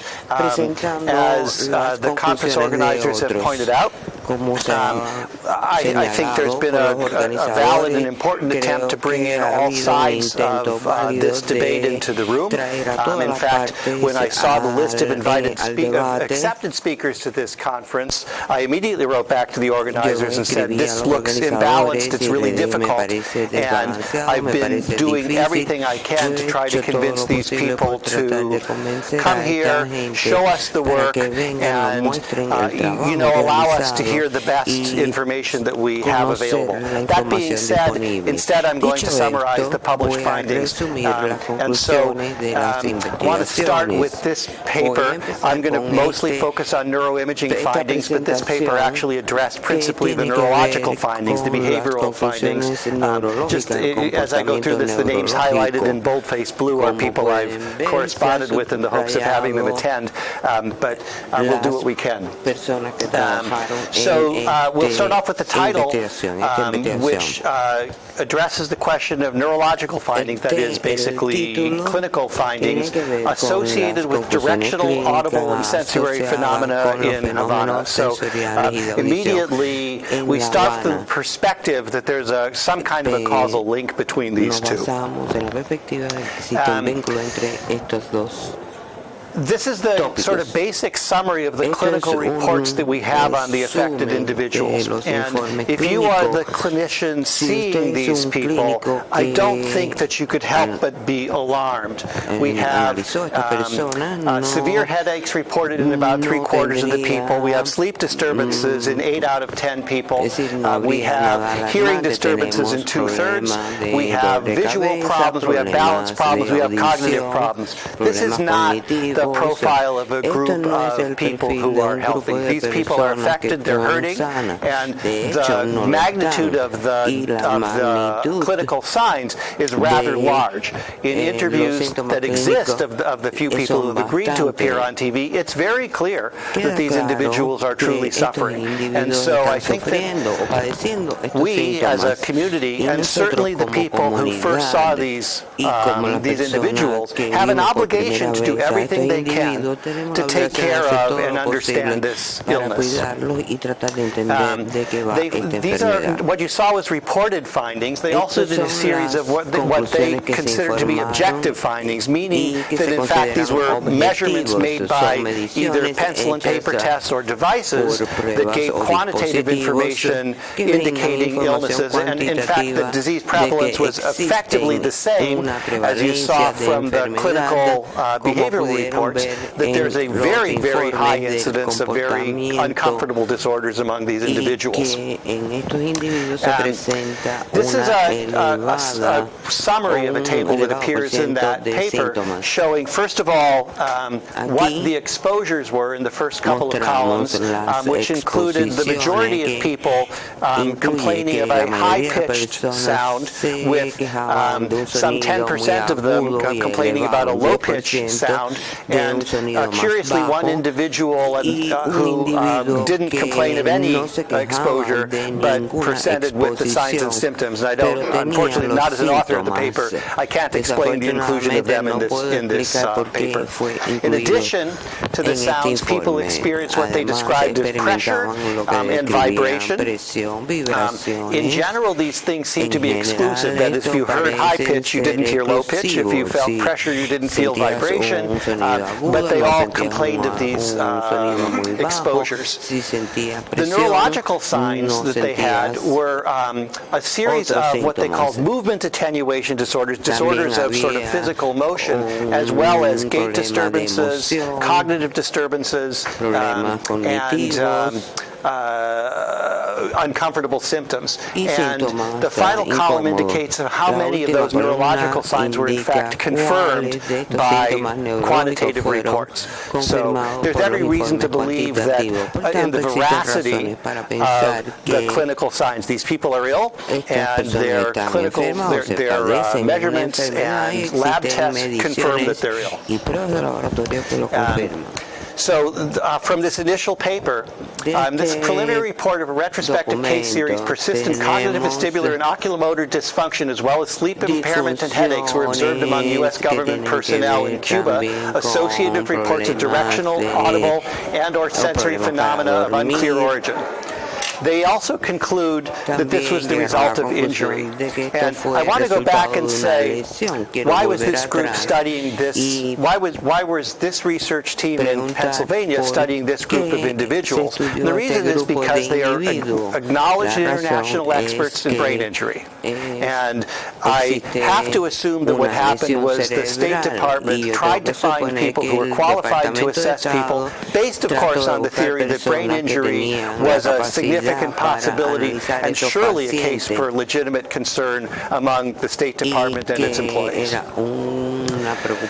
But I'm charged with principally discussing the imaging findings, so let me go ahead and discuss what we have from this. From the first paper, which was of 21 individuals, exposed individuals, but apparently only 20 were actually exposed from their table. In addition to the neurological workup that you heard, they did MR imaging, and they did what we would consider to be a conventional panel of MR imaging, similar to what would happen with any of us complained of a headache and went to, maybe any of us resourced to have an MRI scanner on every corner like I do in Los Angeles, but you will get referred to a standard set of imaging tools which are considered to be very comprehensive, right? MRI is a tertiary exam. It's something that you do when you can't diagnose the disorder from clinical signs. It's very expensive, but they do a comprehensive series that most of the people in the radiological profession believe is adequate to describe virtually any commonly or typically or even rare physical brain disorder. And what we have here listed below these acronyms are just a series of what programs were run on the scanner. And these are the programs that you would ordinarily use in order to do a first-rate, top-tier clinical exam. The important part about, well, let me go and show you some of these pictures. So they did 6 protocols. They are called MP-RAGE, T2-SPACE, T2-aided MRI are 3 of them. The first exam, the MP-RAGE exam, is used because it gives you extraordinarily high definition of physical anatomy. And people use this to look for lesions which cause distortions of the brain. Researchers use that tool also to do various quantitative metrics about the size and various features in the brain. We'll go back to that later. The T2-SPACE exam uses a different contrast mechanism in the MRI, and it tends to be sensitive to fluid lesions as well as to almost any cancer lesions. But what you'll find is in brain disease that if there is a physical disorder of the brain, it usually sets up an inflammatory process that results in the excess accumulation of fluids. For that reason, these T2-weighted exams tend to be extremely sensitive exams for almost any kind of pathology within the brain. The T2-SPACE exam and the T2-weighted MRI are similar in their ability to detect disease, but the T2-SPACE exam was selected because it has the possibility of getting finer spatial resolution, smaller features in the brain. With possibly less sensitivity. The other 3 exams are we're calling FLAIR air imaging, which is a T2 weighted type exam. Again, the fluid, extra fluids in the brain type exam and inflammation, but it's designed in such a way that portions of the brain which are filled with simple fluids like the ventricles, water, are suppressed. The reason you do this is because it's not uncommon for disease to accumulate around the ventricles, and these kinds of exams allow you to detect this. I'm pointing out, in fact, you do see pathology in that image, but it is not from the study. They didn't actually give us the radiologic images from the study. Diffusion-weighted MRI exams are somewhat newer. We started doing this research back in 1992, I think, when we first did imaging with diffusion. Diffusion imaging looks for the bulk flow of water, essentially. So these are images which are made sensitive to microscopic motion of molecules. And the model here is that in brain, which is ordinarily highly structured, molecular motion is highly restricted. Once the brain becomes damaged and disorganized, then you see excess fluid flows in there. There's another set of exams that can be made with these, which we'll go on to in advanced imaging techniques, which looks at the direction of fluid flow, and I'll come back to that. From the diffusion-weighted MRI, it's possible to produce quantitative measures of diffusion. And the measures they use are diffusion coefficient, fractional anisotropy, and diffusivity, which I will talk about later.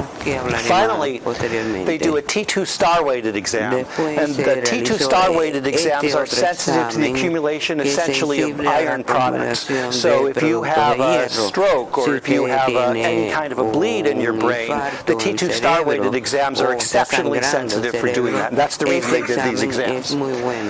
The bottom line here is that most patients had conventional imaging findings which were within normal limits. Okay, I want that to sink in for a moment. They did the ordinary set of exams that you would do for clinical patients. They found nothing of concern in these people. And they go on to say the pattern of conventional imaging findings was nonspecific with regard to the exposure or insult experienced, and the findings could perhaps be attributed to other pre-existing disease processes or risk factors. So the initial study came back negative. Now, one of the comments made in the paper was that, remember, this is a preliminary findings report, and they said, we're holding back, really. We've got more studies we intend to do using a series of advanced imaging methods.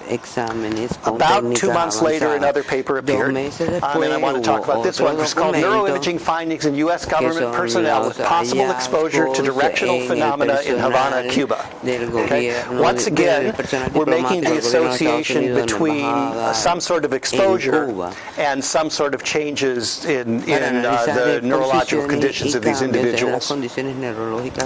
This study was somewhat larger. They included twice the number of affected people as well as a control population. And I guess the press is largely not in the room anymore, but it's important to understand that control populations are absolutely required. If you see something that's blue, you can't report that it's different than something else until you know what the color everything else is, right? We do these control populations for a reason.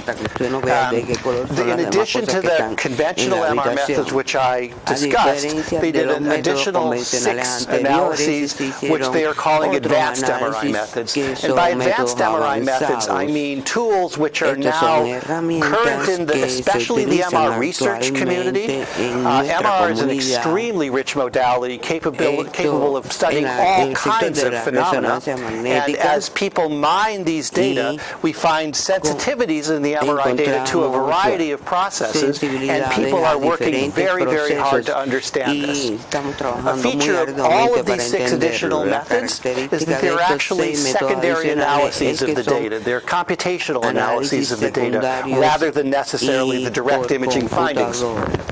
These include volumetric analysis, diffusion tensor MRI, high angular resolution diffusion MRI, resting state MRI, and connectivity analysis. And yes, that's exactly what I'm going to explain next, is what these things mean. And it's important to note that one of the things they disclose now is of the affected population, a third of them actually had prior concussive brain injury.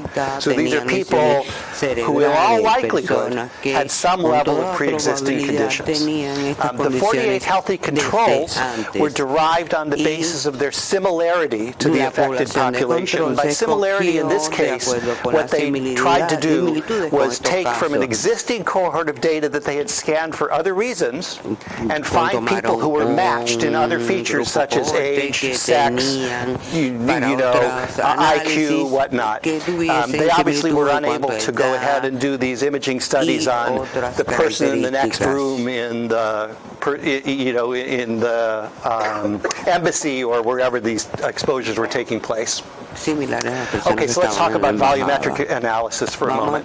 So the idea is we take these high-resolution T1 weighted images, and you can probably, with your naked eye, see the difference between gray and white matter in those images. And you can then assign a computer to the task of segmenting the brain into here gray matter and here white matter based on the signal intensity in the pictures, and to a third volume compartment, which is fluid. And then from this, you can go ahead and say, well, there are these foldings in the brain, the sulcide and gyride, which are regular enough across individuals that you can say, I can find, Mark's Broca's area, and I can find, I'm not going to point to Mark because that's confusing, Pedro's Broca's area, and I can compare their size. And I can compare them on the left and right. And these kinds of analyses become quantitative, right? Because I know that this is so many cubic centimeters of brain.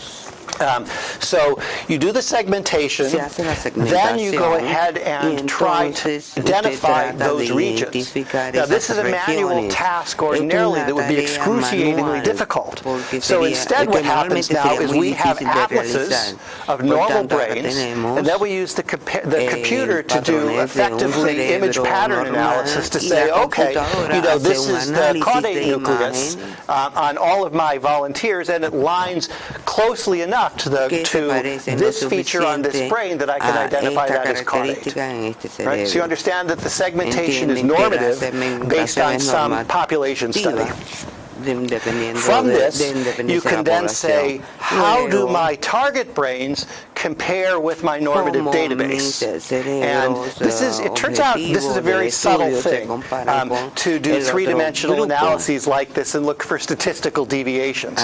However, you can go ahead and say any given region appears to be an outlier in its size compared to the normative database. And they use what's called a t-statistics. The difference in the means divided by the variance in the images becomes your t-statistic, and the t-statistic can be converted to probability. It's important to understand that a high t-value is not on its own a low probability. It's only a low probability if the sample size is large enough to be able to make a probabilistic inference from this. This is a very small sample size, and they have chosen to give us t-statistic as the defining feature. I can do a t-statistics on two people, Mark. I can say your height is, I don't know, you're 5'9", and my height is 5'10", and therefore people with mustaches are shorter. And I can produce a t-statistic. However, it's of no value. Okay, but I'm not going to discount this utterly. This is not a tiny sample. It's a small sample. This is just another presentation of similar data, but in this case focusing on the white matter rather than on the gray matter, the white matter being the connecting fibers within the brain. And the most salient finding in this is that there appears to be a net decrease in white matter in various portions within the cerebellum, but not throughout, because in some places there are increases. And there's a cluster over here below the thalamus. And we will... It's both. We see red and blue. That's correct. Okay. But when combined with the other data I'm going to show you, we're pointing to cerebellum. They're concerned about cerebellum. Okay, diffusion tensor MRI. Remember I talked about this notion of diffusion imaging. We can look at the motion of water within the brain. And with good imaging, it's possible not only to see how much motion, but what direction. And neuroscientists have discovered that if you look at various sections of the brain, the mean direction of diffusion differs. And it was easy to look at that and say, you know what? That direction of diffusion seems to follow what we know about the fiber tracts in the body. We take known portions of the connecting fibers, like the so-called corpus callosum that connects the two hemispheres, and we know what direction those fibers go. And what we quickly found out was the diffusion MRI could tell us what direction the fibers were going. That's fascinating. So then we go ahead and say, with that information, we can look at every single location in the brain and compute the directional diffusion. Okay, so we call them voxel elements, the individual volumes, and they're on the order of a millimeter cubed. We can detect the direction of diffusion. From that, you could do a number of things. Number one, you could ask in that voxel, what's the average amount of diffusion? So we look at each of the three eigenvalue directions of the diffusion tensor matrix and take the average of the trace, and that becomes the mean diffusivity. Okay? Another thing you can do is say how anisotropic is. That is, if the voxel diffuses equally in all directions like water, its fractional anisotropy is 0. If it diffuses more in one direction than another, then you get a non-zero value. And the fractional anisotropy here now characterizes how directed the diffusion is in the voxel. In water, you see one fractional anisotropy. In connective fibers, you see a much higher anisotropy. You might expect that. Finally, you can do something very exotic. You can say, I have two voxels. One of them is pointing this way, one of them is pointing this way, and they're next to each other. Is this a fiber that goes through those voxels? Well, if I have them pointed orthogonally to another, the probability that there's a fiber that connects the two seems low. On the other hand, if they're pointed in the same direction, there's a high probability that they're containing a fiber that goes through both of them. Do you understand the argument? Probability is crucial in that, right? This is not a direct measurement. It's a probabilistic measurement, and the way this is actually done is a Monte Carlo approach. That is to say, we try a whole bunch of different ideas, we throw them together and we see which idea comes up most often. And that's what we estimate to be the connectivity through the voxels. So this is I'm not going to drag you through this. This is an outline of the many steps that are required to go from raw imaging to these exotic maps of directional fibers like these ones. These measures are rarely used clinically. They're rarely used clinically for a very simple reason. We don't have normative data. We don't do it enough to have really strong priors on people, but they're done sometimes. And at our place at UCLA, we use tractography not infrequently to look at very specific diseases. So it's in the clinical picture. It just is not there commonly. Okay, so here are some of the results from the scalar measures. This is fractional anisotropy. Regions here shown bright are voxels which seem to have a really strong evident direction. Those shown that are darker here look kind of more like water.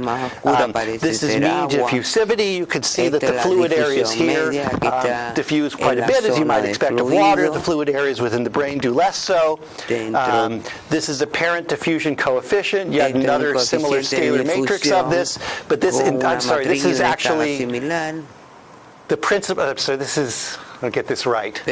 These are the voxels which have a strong principal direction along the long axis.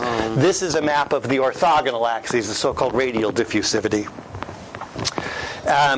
When they look at this now on the brains of the affected population, these are now data from the Verma paper, we see that there are strong decreases in diffusivity within the cerebellum and strong increases in fractional anisotropy, meaning that there's, in some sense, more organized tissue within the cerebellum of these people. Well, why is cerebellum interesting? Because cerebellum has been traditionally associated with disorders of motion and fine motion control. It's the kind of thing you might expect from people who have gait disturbances or balance disturbances, that there might be an accumulation of disease in cerebellum. Okay, resting state MRI. Functional MRI is a very powerful tool for understanding what portions of the brain are active when people are doing X, Y, or Z. I present blinking lights, I see activity in the visual areas of the brain. However, the brain never really stops, and certainly when we are at rest, unless we're comatose, we're doing something with our brains. And so people got interested in the notion that you should be able to look at spontaneous fluctuations of the brain as evidence of patterns of activity in the brain. So what is done is to acquire a series of images very rapidly using a technique called echoplanar imaging. We acquire images, say, once every second of the whole brain for 7 or 8 minutes, and then for each location in the brain defined by prior volumetry, you look at the time course of the activity in there. Okay, so this is just the fluctuations, say, in the frontal pole. Then we look at fluctuations in another area, say dorsomedial nucleus, or anything, temporal lobe, and we compare these statistically using correlation statistics. If one goes up, is the other going up, or is it maybe going down, or is it maybe independent? And you can produce a matrix now of the correlations between each of the identified parcels in the brain and every other one. And a high correlation is used as inference that those two portions of the brain are doing something similar. Does it make sense? Okay. And any portion of the brain could be involved in 1,000 different activities at once, but it can be doing so as part of a network with other brain regions. And so people want to think about a connectivity network, a series of brain regions that are covariant as part of some functional process. It's not advancing. Okay. Okay, good. All right. So, based on the clinical symptoms, the investigators decided to target a couple of specific networks in the brain. And so what does this mean? Prior knowledge of the brain has informed us that there are particular parts of the brain that are involved in particular tasks. For example, this goes back to Wernicke and Broca and these early investigators to say, if you get hit by a cannonball in the back of your head, it turns out you can't see. And so people inferred from that vision takes place in that part of your head. This kind of stuff is very strong. The brain is regionally organized, and so it's possible to identify in something like cognitive functions of the variety of tests that these investigators were studied, what part of the brains are candidate regions to subsume that function. So we look at the so-called executive control regions, and we see the patients controls, the patients being gray in this, and it's quite clear there's no difference in those regions. They also, however, looked at auditory cortex, and people described acoustic phenomena, not necessarily hearing loss, and a statistical analysis of these data using t-statistics identified that there was a significant low probability that this was a false correlation. And when we say it's P of 0.05, what we're saying is that there's a 1 in 20 chance that this occurred by chance. However, this is not corrected for the problem that we did 37 other tests, right? So if you do 37 tests, each of which has a 1 in 20 chance of being true spontaneously, then your confidence in that statistic ought to be relatively low. But it's enough to indicate that maybe there's something to look at. Similar in visual spatial networks. Have I run out of time yet? Probably. I started 15 minutes late. Yes, you did. Well, theoretically, you are out of time now. Go ahead. I'm going to finish up a couple slides. Okay, so I mentioned from the diffusion imaging that it's possible to make inferences about connected tracks. This is an example of the kind of tractography you get from these probabilistic track tracings. From these, you can look at inferred networks of connections in here. They studied this for, again, a connection matrix in the brain. It turns out that these blue and red dots indicate things which have a t-statistic threshold of, I don't know, about 0.5. And a t of 0.5 would require an enormous number of data points in order to... T, 0.5. 0.5. A T of 0.5 would be meaningful if I had a population of 30,000 people. Right? But in this case, it simply isn't, and they simply reported the data without drawing inferences about this being an abnormality. A similar analysis said, okay, let's look at very specific networks based on prior hypothesis that these are the affected networks, which reduces this now false discovery rate significantly. However, once they did this, they could only get a P of 0.05 without doing corrections for multiple there was a false discovery rate correction they did with this. So these failed to reach ordinary statistical criteria, but nevertheless, they reported them as abnormal findings. Okay, so in summary, the imaging showed by conventional MRI, nothing notable. By these so-called advanced methods, what they reported was smaller white matter volume in the patients. They reported greater cerebellar and thalamic volumes. The cerebellum was effectively enlarged, particularly the gray matter of the cerebellum.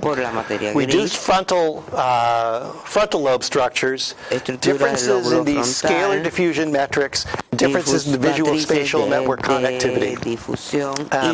I guess I want to present their data as their data, and I'm just going to offer just minor editorial opinions here, but I'm happy to answer questions about how I feel about this. The so-called advanced MRI studies and the basic clinical MRI studies, it's my feeling that they employed the community best practices. This is the best that research community has to offer in brain imaging by MRI. These are powerful methods. These are things that, the most expensive, well-funded studies now use as their reference methods in order to do brain comparison studies. The conventional MRI, as I said, indicated nothing out of the ordinary.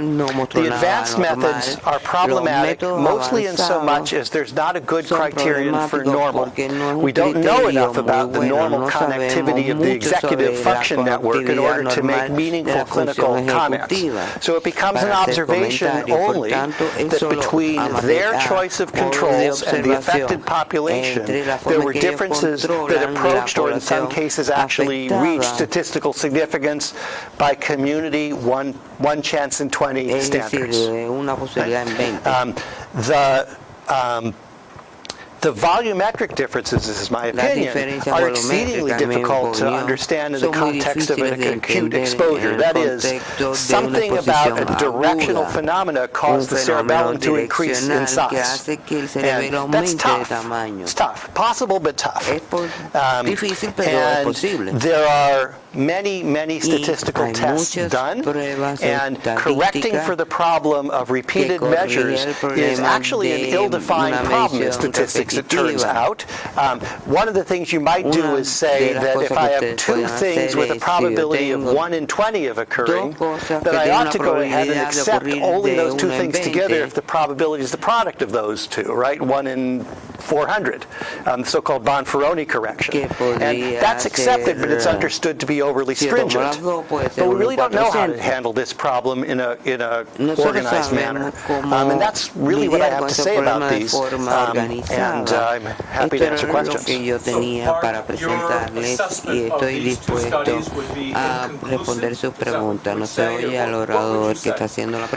the radiologic imaging point of view, the first study was inconclusive in the ordinary scientific sense that there failed to be anything notable above any reasonable level of statistical threshold. It was what we call a negative finding. Okay?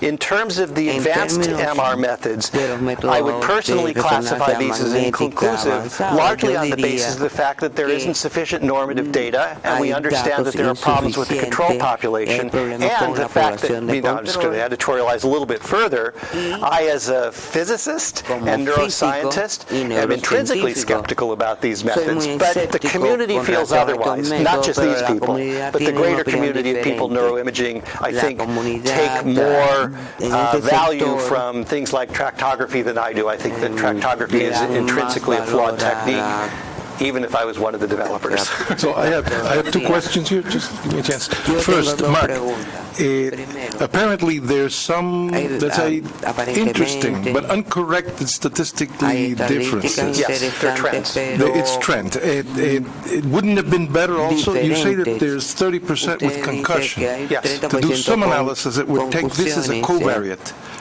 Because if there's 30%, there's 70% that did not have a prior history of concussion. Probably this should have been fed into the analysis. It would have helped.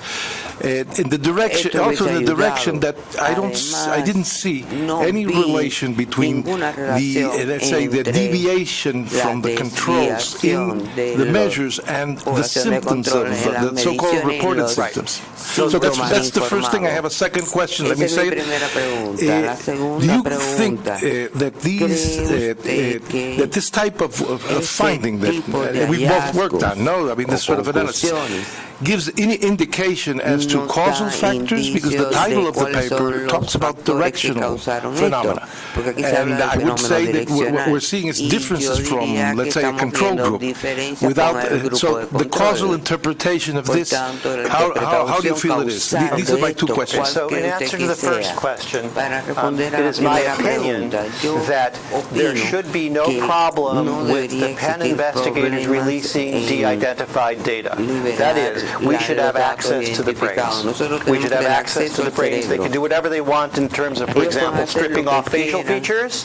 We could de-identify these brains to any reasonable community standards and let the community have at it for meta-analysis of these data without revealing any personal information on these individuals. And as it happens, that kind of release would follow ordinary NIH IRB guidelines, that this is considered to be allowed analysis even if there's not prior consent.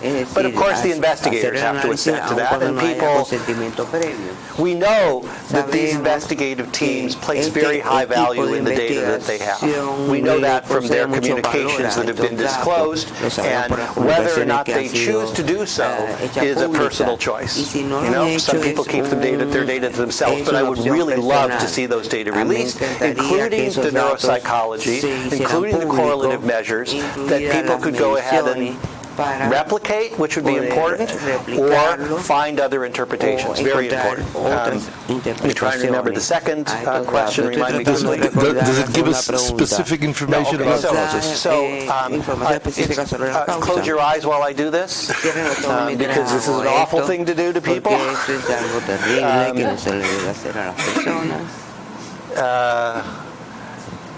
With possible exposure to directional phenomena. Okay? You may or may not choose to like this, but this is in fact a cautious title. They do not make a direct claim with this work that there is a cause and effect linkage here. In fact, they express, at least in the first paper, specific skepticism about that. Right? So we as scientists, I think, are obliged to take this stuff at their word. I really wish that international media felt the same obligations, but instead what we see is U.S. doctors report brain damage following sound attack in Cuba. And this kind of journalism is irresponsible. The stuff that I've seen reported by the media has just been outrageous in terms of the extent to which the newspapers, definitive newspapers, the New York Times, New Yorker, Washington Washington Post have published these findings without looking for either secondary opinions or any form of critical analysis of them. This is a problem. I don't think that I can blame these people directly for that problem. To finalize, I remember that ever since I studied medicine many years ago, you had something which is called differential diagnosis. You had to consider alternative hypotheses. So my question is, this type of neuroimaging finding, are there other conditions that could lead to, let's say, are there other things in a sample besides, what could be produced? That's very well taken. If we had looked at the conventional imaging findings and found abnormalities, then a differential diagnosis would make a great deal of sense, because we've seen that lesion before. Here are the 10 different things that we think might have caused it.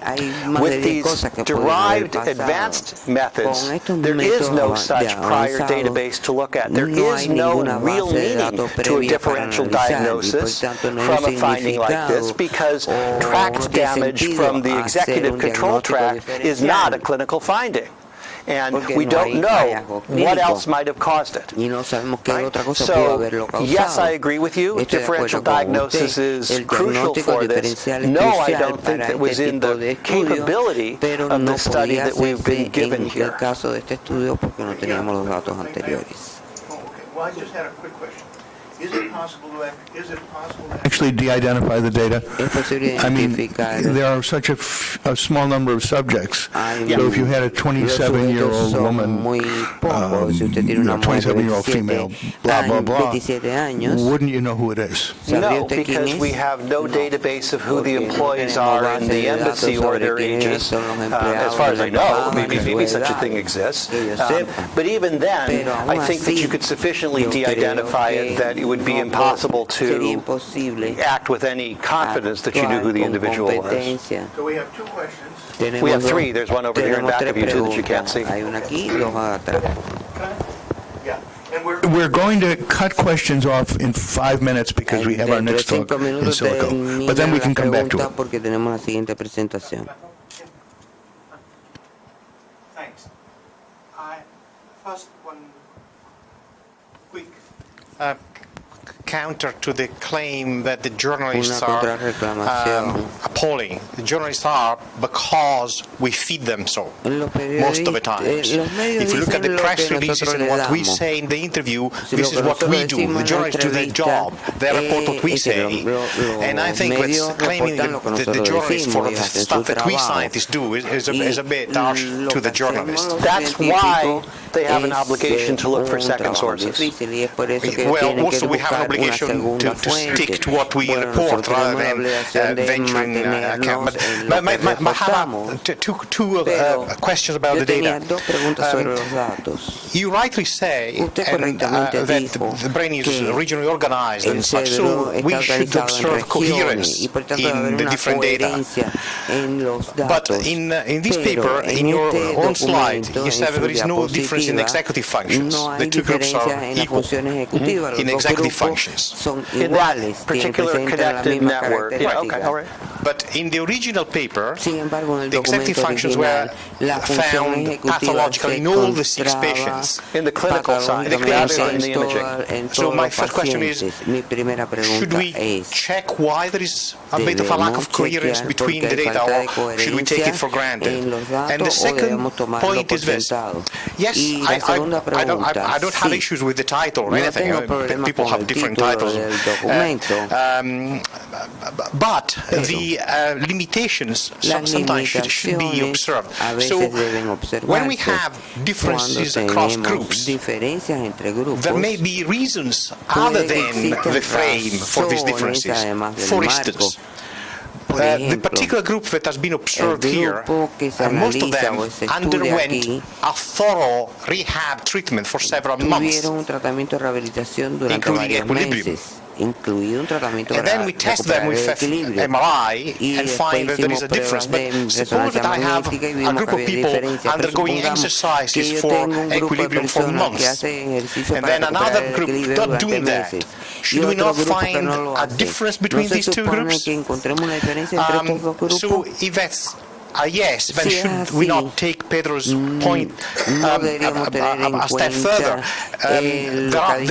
The paper by Perez in Neuroimage Clinic, they show a difference in the cerebellum very similar to this one in a group of functional neurological patients. Yes. So my point is, even if there are differences, and even if it's difference of sound, why should we frame it with a possible exposure rather than saying these are differences, let's find out the cause? Okay, well, let me answer the first question first.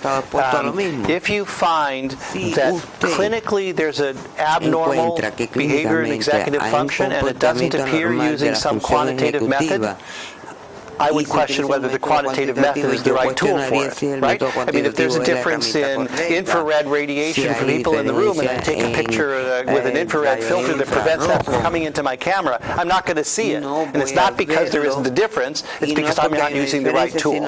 I do not think that these methods in MRI are sufficiently developed that we can make strong inferences from them. The second point, I think you're just reiterating Pedro's question, what's the differential diagnosis? And there's many things that could have caused this. That there's cerebellar abnormalities, it might be for a million things. That being said, the question of how well this control group reflects what actually took place in the affected band, that is, the affected band had, you said, months of rehab, I don't know about that, and maybe the control group did, maybe they didn't, right?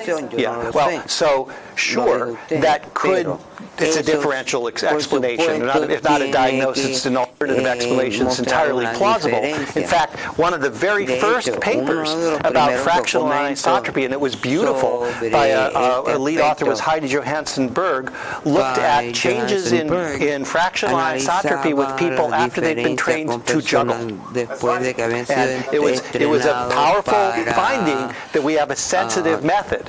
It gives credibility to the method. Right, but it also shows how non-specific it can be.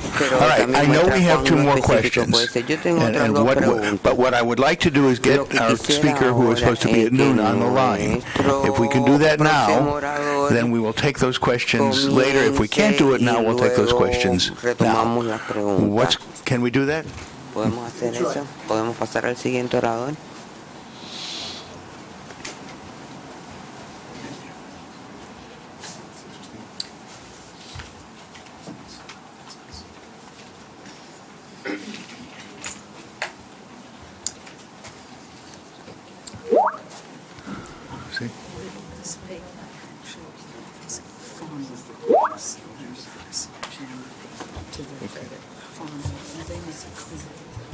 This is for research. This is not a clinical evidence.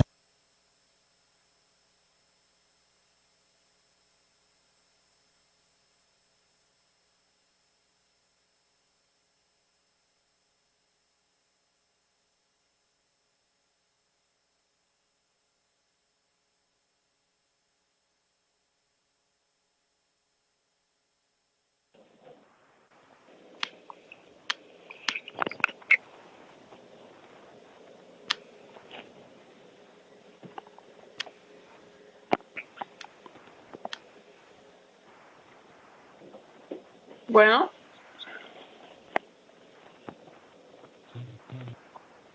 Okay.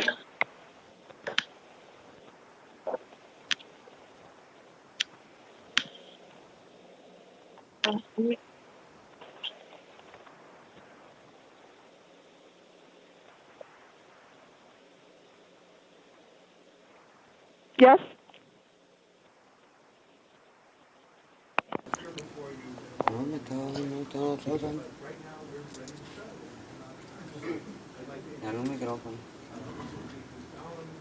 Professor Beatrice Gallen from the University of California at San Diego, and she is going to speak to us about neurologic illness and pulse radiations, radio frequency, and microwave.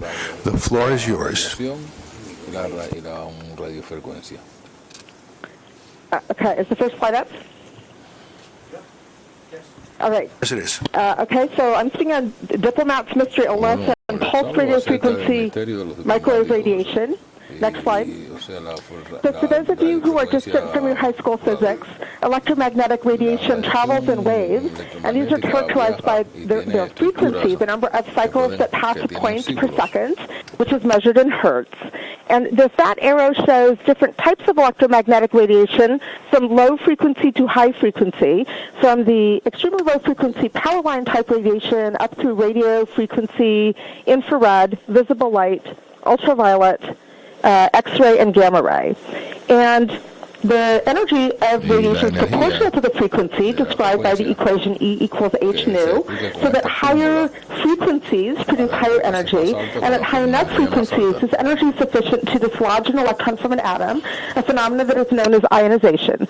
So the higher frequencies of radiation from ultraviolet on up are referred to as ionizing radiation, and the lower frequencies as non-ionizing.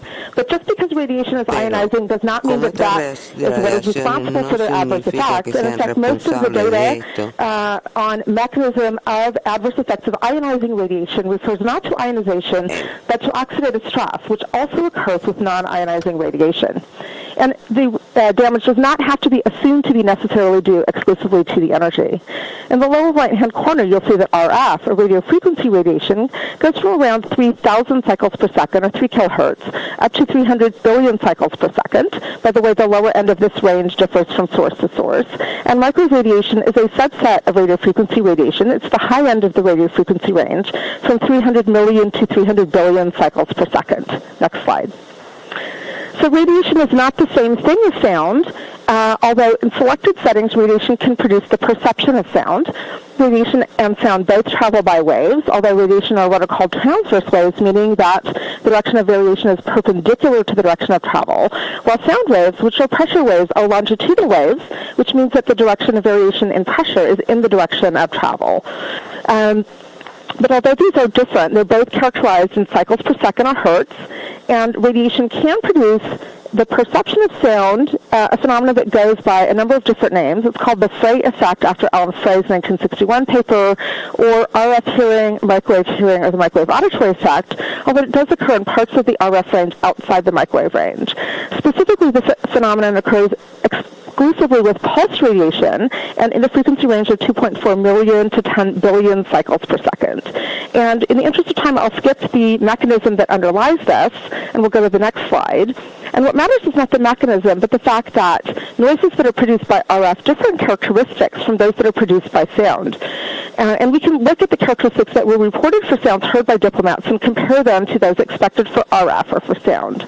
So first off, different diplomats heard different noises, and this would not be expected for a sound source, but would be expected for an RF source, because the noises that are heard depend not only on pulse characteristics, but also on head dimensions. So they differ for different people. The second issue is the character of the noises that were heard, which were described as chirping, clanging, clicking, grinding, and hissing, all of which are part of the spectrum of noises produced by RF. So it's these noises that would be expected if RF were the source. And there's no particular reason why it would be these noises if the source were a sound source. Third, the Frey effect can only be heard in settings of low ambient noise, and it was reported that these noises were heard by diplomats virtually exclusively at night.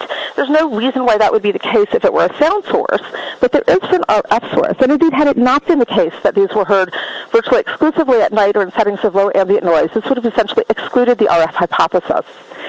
Next, it was reported that these noises had laser-like localization in space, which media reported to, quote, defy known physics. Well, this may defy the physics of sound, but it does not defy the physics of electromagnetic radiation. Indeed, lasers are electromagnetic radiation. Fifth, it was reported that within the territory in which the sounds were heard, they seemed to follow people as they walked.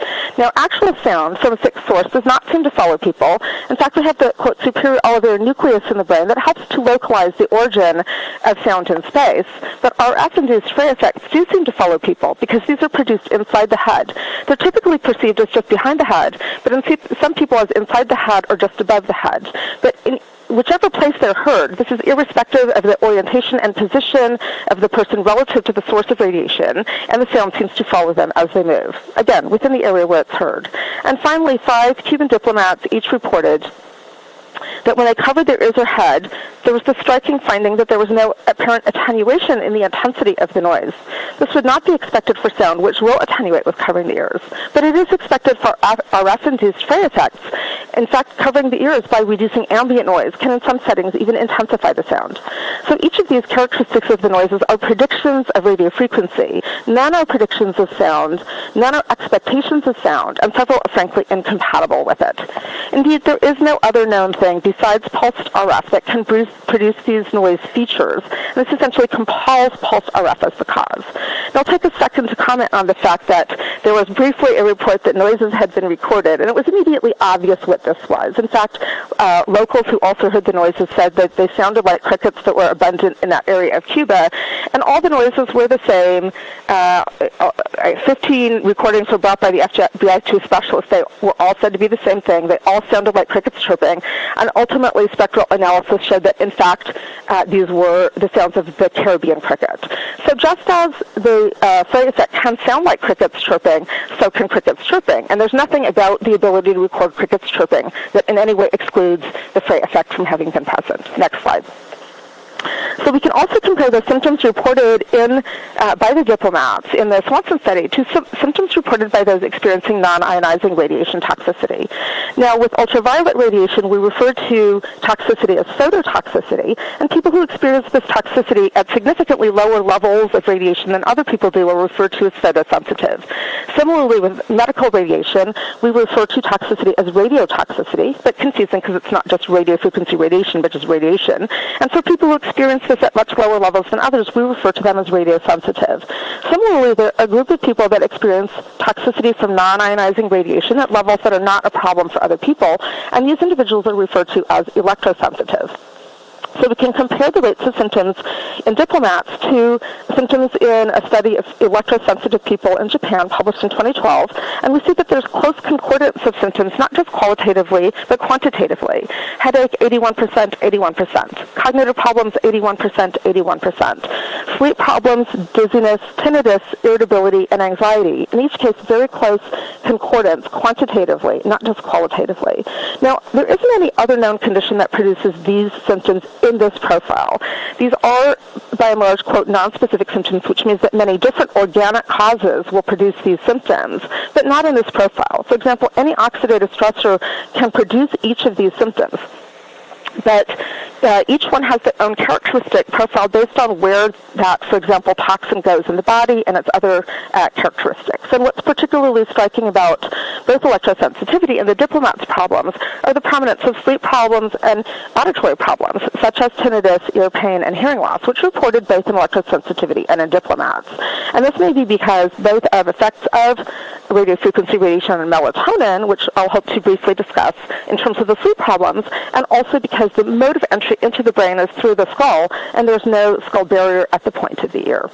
I'll comment also briefly on the idea of social contagion. Well, first of all, the diplomats can't have followed the electrosensitive people with any likelihood because there was no attention to microwave radiation as a source of this injury at the time that these symptoms were elicited.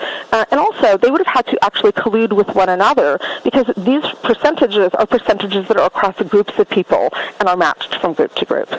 So in any case, again, there is nothing else that fits this profile of symptoms. And again, this essentially compels electromagnetic radiation as the cause. Next slide. So potentially objectively measured signs, in some cases actually objectively measured, in some cases reported, are also in common between diplomats and those with non-ionizing radiation toxicity. And these data are across a number of different studies that you can see in my published paper. But hearing loss, vision problems, speech and balance problems, nosebleed, brain swelling, and white matter damage are reported in both groups or in subsets of both groups. And in both cases, initial studies were of brain MRI were reported to look like traumatic brain injury. In both cases, it was also commented that some individuals had past head injury, which there was reason to think could be a predisposing factor to non-ionizing radiation toxicity, but others had not had past head injury. So the signs are also a fit to radiofrequency radiation. Next slide. If it weren't enough that the noises only fit pulsed RF and the symptoms are only a fit to non-ionizing radiation toxicity, and the signs are also a fit, there's also precedent for past use of radiofrequency microwave radiation in U.S. diplomats in a foreign embassy setting, specifically in Moscow, where the embassy is known to have been microwaved from 1953 to the latter 1980s or early 1990s, depending on the source. Now, the chief hypotheses at the time were either intentional harm or surveillance, or Russia had also said that the actual purpose was jamming of others' surveillance devices. And in fact, surveillance is well known to be possible using microwave, so-called TTW, or through-the-wall surveillance, which can occur through any wall material up to and including concrete except for metal, and which can detect movements as fine as the movements of breathing or of lips for purposes of lip reading. This is all in open source literature. Incidentally, there was a study commissioned, a study by Lilienfeld at Johns Hopkins University to study the Moscow diplomats, but unfortunately they weren't evaluated until years after they had returned from Moscow. And as we know from the literature on non-ionizing radiation toxicity, and as we've already seen from the diplomats in Cuba and China, there's recovery with time away from the exposure. Nonetheless, those symptoms that were still years later elevated in excess are a close match, which were, by the way, a tiny fraction, are a close match to the symptoms that are reported acutely in the Swanson paper. Next slide. So what is the potential mechanism for this? Well, we alluded early on to oxidative stress, and oxidative stress is that kind of free radical injury that antioxidants help to protect against, that causes damage to lipids, protein, DNA, RNA, and also to mitochondria, which are the energy-producing elements of cells. So mitochondria are inherited only from the mother, and they have their own special mitochondrial DNA inherited only from the mother. This is a bacterial-type circular DNA, and it is much more vulnerable to oxidative injury, both because of where a lot of oxidative stress is produced and because they have less effective repair mechanisms than nuclear DNA. And so cell energy impairment is a not uncommon consequence of oxidative stress, and mitochondrial damage is both an effect and a cause of oxidative stress. So the evidence that oxidative stress is caused by radiofrequency radiation and in turn contributes to adverse effects of radiofrequency radiation is abundant, strongly replicated, and powerfully triangulated. By replication, I refer to the setting where a similar exposure occurs, a similar outcome is examined, and similar results are produced. By triangulation, I refer to the setting where the same problem is looked at from different angles, producing converging results. So Yakimenko is an excellent example of replication. Yakimenko examined 100 articles, each of which asked the question of whether low-intensity radiofrequency radiation caused oxidative stress. 93 of the studies found that it did. So this is abundantly replicated and also refutes those kinds of claims that, the bulk of the evidence shows no problem with radiofrequency radiation. So the remainder of the examples that I'm giving here refer to triangulation. For example, DeLuca examined people with electrosensitivity and found that they had tenfold elevated odds of having a gene profile that confers impaired defense against oxidative stress. That is to say, these people that are sensitive at lower levels of non-ionizing radiation show impaired defense against the main mechanism of harm from non-ionizing radiation, so it makes sense that they would experience problems at lower levels. Belpon evaluated 675 people with electrosensitivity in France and found that sizable subsets of them had each of a number of mechanisms that oxidative stress promotes, but the common finding was depressed levels of a critical antioxidant that can, in a subgroup of people, be depressed by radiation, specifically melatonin. Now, this also brings up the point that antioxidants, but by the way, there are literally scores or hundreds of studies showing that melatonin protects against radiation injury for radiofrequency microwave radiation, but also, in fact, for radiation across the electromagnetic spectrum, whether it is ionizing or non-ionizing, and for non-ionizing radiation, whether or not it exceeds the so-called thermal limit. That is to say, whether it causes heating sufficient that the heating could be responsible for the other problems or symptoms. And so this fact that antioxidants protect against damage from radiofrequency radiation is further triangulation that oxidative stress is a mediator for this phenomenon. Next slide. So what are some of the downstream mechanisms that oxidative stress promotes?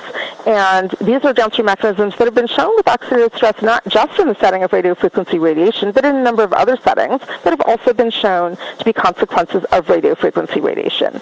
These include mitochondrial injury, alterations in voltage-gated calcium channels, increases in inflammation, and increases in autoimmunity. So oxidative stress modifies substances in the body in a fashion that makes them more vulnerable to autoimmune attack. And interestingly, the Belpom study in France found that around 20% of electrosensitive people had antibodies for O-myelin. So it isn't only the case that their increased vulnerability to oxidative stress may promote autoimmunity, but that impaired insulating sheaths over the conducting nerve fibers might potentially contribute to the brain symptoms that these individuals experience. On the right, we'll see that the downstream mechanisms of oxidative stress also include damage to membranes, impairments to blood flow, increases in programmed cell death or apoptosis, and also damage to the blood-brain barrier that normally excludes potentially toxic substances from the brain. So these are all mechanisms that can then contribute to health effects. And it should be mentioned that the literature on these is not 100% consistent, but there are reasons why we don't expect that it should be.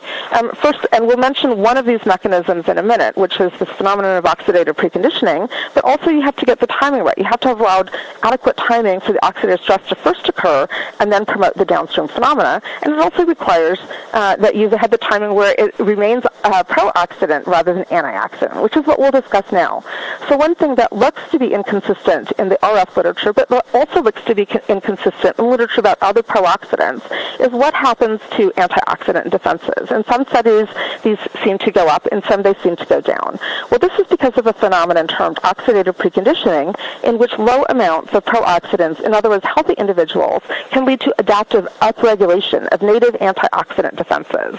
But unfortunately, in individuals whose antioxidant systems are already overwhelmed, and incidentally, this commonly is people with existing mitochondrial damage, which can be from, by the way, other exposures. In these individuals, they can't upregulate antioxidant defenses and simply have their antioxidants consumed by the addition of further oxidative stress, and so the levels are depressed. So these phenomena, again, depending on the timing of the study, contribute to the apparent inconsistencies in the literature on these downstream mechanisms, but nonetheless, each of them have ample replication with radiofrequency radiation. Next slide. So we alluded to the phenomenon of mitochondrial injury, and there are many studies showing that oxidative stress promotes mitochondrial injury, many studies showing that radiofrequency radiation promotes mitochondrial injury. But I selected this study even though it uses millimeter wave radiation, which is the top of the frequency range of the microwave range, and I selected that because it looks at live animals exposed over time. So millimeter waves are outside of the range that produce the Frey effect, so there's no particular reason to think that people are exposed to millimeter waves. But of course, we only know that they had to have been exposed to radiation within the range that produces the Frey effect. We can't say that they were necessarily not exposed to radiation outside that range. But in any case, this particular study exposed rats for 15 minutes a day for 60 days to millimeter waves. And the claim by many has been that because these have a very short wavelength, on the order of a millimeter, that they should at most affect the skin, but this assumes that you can predict the biology from the physics. And it turns out you have to actually look at the biology.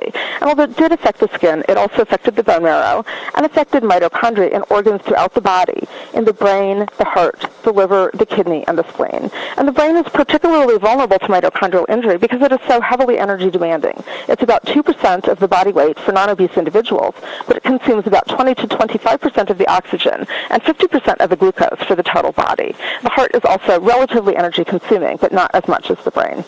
So important findings from this study were that there was wide variability from animal to animal in the degree of damage, just as we see in humans. And also the increased duration of exposure appeared to be associated with increasing problems. That is to say, this appeared to be a progressive injury problem. And this triangulates with evidence in humans, such as from the analysis by Sachikova and Glatova, which followed groups of 100 and of 150 people with microwave illness, and found that for those who were at least moderately affected, returning them to the setting in which they were re-exposed led to a course that was progressive. Next slide. So the idea that radiofrequency radiation causes toxicity is not new. Certainly by the latter 1920s, it was already being reported that subsets of individuals who were radio amateurs or shipboard radio operators were experiencing symptoms with exposure to radiofrequency radiation. By 1971, the Navy issued a report by Glaser that was updated annually through the 1970s, and the version that I happen to have is the 1972 one, by which time there were already over 2,300 citations documenting that radiofrequency radiation, this non-ionizing radiation, can adversely affect health, with whole chapters devoted to each of a number of the symptoms reported by diplomats. Then there's the Defense Intelligence Agency, DIA, report that emphasizes that different frequencies of radiation concurrently can have synergistic effects, and that chemicals can have synergistic effects with radiation, which we would expect because they're competing for antioxidant defenses and also both promoting mitochondrial injury. And then the NASA report and Air Force report, and you'll notice that its title is Radiofrequency Microwave Radiation Biological Effects, and that study includes the quote, experimental evidence has shown that exposure to low-intensity radiation can have a profound effect on biological processes.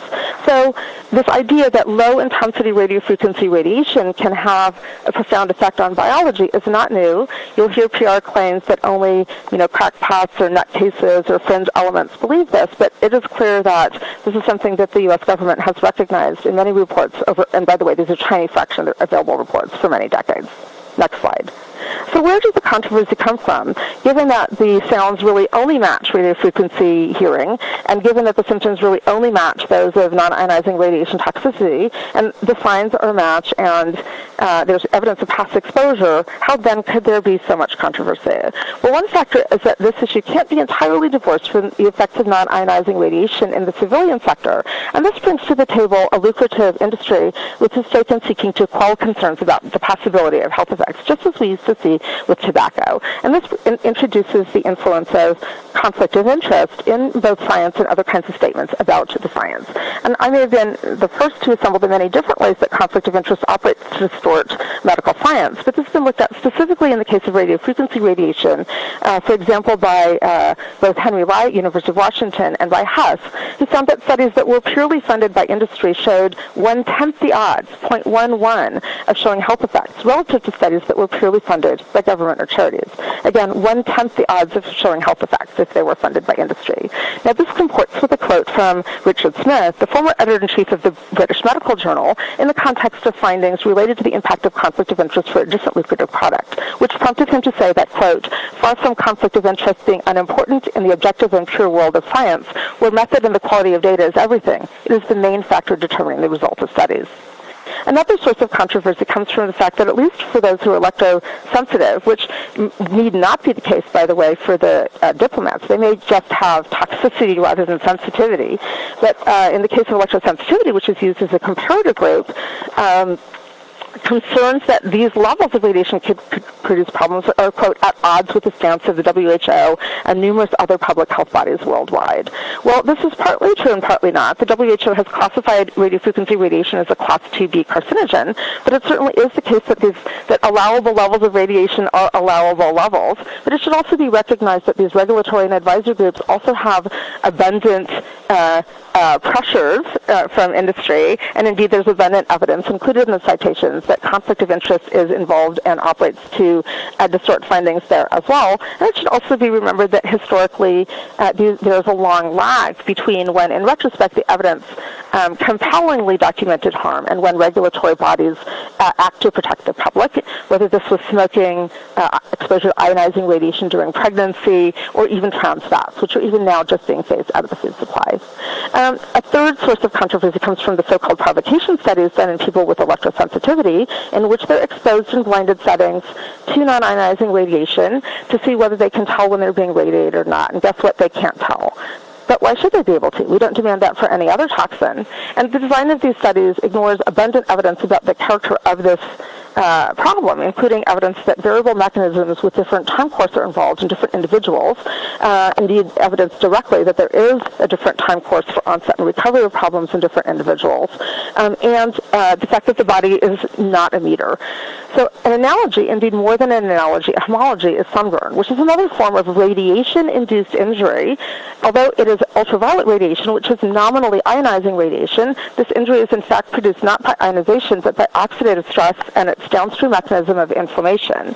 And it is noteworthy that the symptoms do not arise immediately when people are exposed, and the symptoms don't disappear as soon as the exposure is withdrawn. Nonetheless, people, after several cycles of exposure, correctly infer that it is the sun that is producing the problem. Now, just think for a minute, if there didn't happen to be visible redness, if it didn't happen to be the case that this is selectively affecting the skin in a place where people can see, these people, too, would be claimed to have problems that were psychogenic. The next issue is inconsistency, and we already alluded to one form of manufactured inconsistency via conflict of interest, which is a massive source of inconsistency. But there are actual inconsistencies arising from the fact that different study methodologies produce different results. And one key factor that we've mentioned a bit is time course, so different effects occur with different time courses of operation. There's also the phenomenon that we alluded to of, well, not with this term, of effect modification, that toxins, especially those that operate through oxidative stress and mitochondrial problems, have high what's called effect modification, meaning widely different effects from individual to individual, in part through the phenomenon of oxidative preconditioning that we mentioned. But also it is the case that the characteristics of the exposure matter a lot in determining the results of studies. Characteristics that are present in real-world man-made radiation exposure, such as pulsation, modulation, and intermittency, that is to say various time courses of variability, as well as polarization, are associated with increased biological effects. And in fact, as Panagopoulos stated, quote, while experimental studies employing simulated EMF emissions present a strong inconsistency among their results, with less than 50% of them reporting effects, studies employing real mobile phone exposures demonstrate an almost 100% consistency in showing adverse effects. Now, I should comment that this could be viewed as a challenge once this has been published, and it would be very easy to design a negative study. Indeed, it's very easy to design negative studies in general, and the provocation studies seem to have been designed to be negative, but nonetheless, that observation in the current literature is very relevant. Next slide. And other sources of controversy can be distilled to the word PR, and if you look at the PR literature, there's a common reference to the so-called 4Ds. Exactly which D words these are varies from source to source, but they're commonly deny, delay, dismiss, and discredit. And we can see examples of the first three of these Ds, including from what should be reputable sources like IEEE Spectrum. RF is non-ionizing radiation. Okay, so far so good. It is not the kind of radiation that could damage DNA and cause cancer. Well, that does not follow. In fact, I've included a citation to Henry Lei's study showing that radiofrequency radiation causes both single and double-stranded DNA breaks. And also, I've mentioned that the World Health Organization classifies radiofrequency radiation as a class 2B carcinogen. Or, quote, for RFR, there is no known plausible biophysical mechanism of action for harm. Well, there's a mechanism that's not only plausible, but as we've shown, abundantly replicated and triangulated, specifically oxidative stress. Or the claim that the weight of the evidence shows no risk. Well, which weight of evidence? Certainly Yakimenko's weight of evidence with 93 out of 100 studies showed that there was a risk. Certainly Henry Lei's analysis of non-industry funded studies, which found that 70% of them found a problem, shows that the weight of the evidence shows there's a problem. And Panagopoulos' observation that if you focus on studies that use real-world radiation, almost universally they show a problem. These all show that the weight of the relevant evidence abundantly documents that there is a risk. And finally, there's the fourth D, which is discredit. And efforts to discredit individuals raising concerns about lucrative products, as we see again and again, employ a common, relatively stereotyped lexicon. These often involve extremely good quality writing, because of course they're able to pay good quality writers to write these pieces, but with verbiage such as conspiracy, fringe, nutcase, pseudoscience, junk science, low quality, ignorance, cherry picking, scaremongering, as well as with common use of the talking points like that, this is non-ionizing radiation that can't cause harm, even though surely the individuals are aware that that isn't true, or that this defies scientific consensus. Well, first of all, there isn't any scientific consensus that has ever been formally evaluated, but the only scientists that would be relevant to such a consensus are certainly not the parties that serve on advisory boards, many of whom are not the scientists who actually work with us, but the scientists who study biological effects of radiofrequency radiation. And according to Leonard Hardal, one such scientist in Sweden, the scientists who actually study this have a scientific consensus that there is a problem. Incidentally, that quote stated without irony, first attempting to circumvent scientific consensus with scaremongering, and then having appealed to consensus, which is like to petition, they then say science is not conducted by petition or arguments to authority. These also make heavy use of the so-called third-party technique, which we learn about again and again in the discovery process and litigation against companies that produce products that have potential to cause harm. And we've seen this, for example, in the pharmaceutical industry with abundant evidence of massive ghostwriting efforts in which often academics, including highly reputable academics, are willing to be listed as the author, first author, or sole author on papers that are produced by industry or by PR firms that work for them. And the same is true for journalists who are often willing to quote byline, unquote, articles produced by industry. And it should be also be mentioned that noble-sounding nonprofits with names like the American Council of Science and Health or the Science Literacy Project often receive funding from entities like the tobacco, pharmaceutical, and chemical industry, and then put out pieces claiming that concerns about the associated products constitute scaremongering or fearmongering. Next slide. And I'll take a minute to mention the issue of psychogenic illness, because this has come up again and again, both in the setting of diplomats and in the setting of electrosensitivity. Psychogenic illness under its various aliases, whether it's mass hysteria or functional illness or et cetera. And psychogenic illness has its origins in, if not before Freud, and whereas much of the rest of the mythologies produced by Freud have successfully understood to have been discredited, somehow this doesn't seem to have actually ever been formally debunked, and has a particular legacy in the fields of psychiatry and neurology. The problem with psychogenic explanations is by explaining everything, they explain nothing. It's tantamount to saying that God did it or witches did it. And in fact, the standard of evidence that is often made use of by those who are propounding psychogenic theories is often very different for organic and psychogenic causes. Organic causes meaning those with a physiological basis. For physiologically based causes, the standard is often absence of proof constitutes proof of absence, having not really looked for proof or used sort of false evidence like we saw with the provocation studies to discredit. But for psychogenic causes, suggestion suffices for proof. There's no demand for specificity, triangulation, dose response, or any of the other things that we demand for organic causes. Yes? Yes? I've got, if you like, I can just cut off the psychogenic part, and if people have additional questions related to that, we can take that in questions. And then after that, I just have one wrap-up slide. Do you want me to just go directly to the wrap-up slide? All right. Okay, next slide. Alternative hypotheses. So how does this stack up against alternative hypotheses when considered in relation to the specifics of the noises heard, the symptoms reported, quantitatively as well as qualitatively, the signs precedent for use in past U.S. diplomats and foreign embassy settings, and known biological mechanism that can explain not only the symptoms and signs, but biological mechanism that can produce the characteristics of the noises heard? And the answer is that all of these are specific fits for RF. None are a fit in any of these cells for any of the other hypotheses that have been tendered. There are certainly partial fits for some of the other cells, such as sonic hypotheses can explain noise, but not noise with these characteristics. And chemical hypotheses are responsible for biological mechanisms that can produce these symptoms, but not in this distribution, and not the noises that are heard. So really, it is only the case that pulsed RF, which is a fit for every one of these cells, is a fit, and therefore, in my view, this essentially compels the conclusion that pulse radiofrequency radiation is the cause. Next slide. Thank you very much, and I'd be happy to take questions.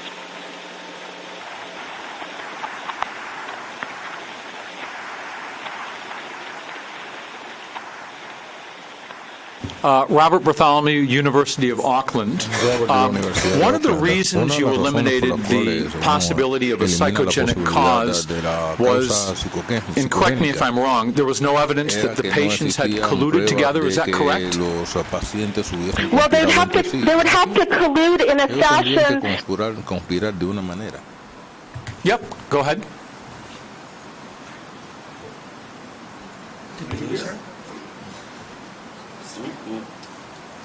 She's still there. Is she muted at the top? You can see a little microphone. Penetrance of these various classes of symptoms, which strike you like, oh yeah, right there. Particular constellation. She may have self-muted. You might have to ask her.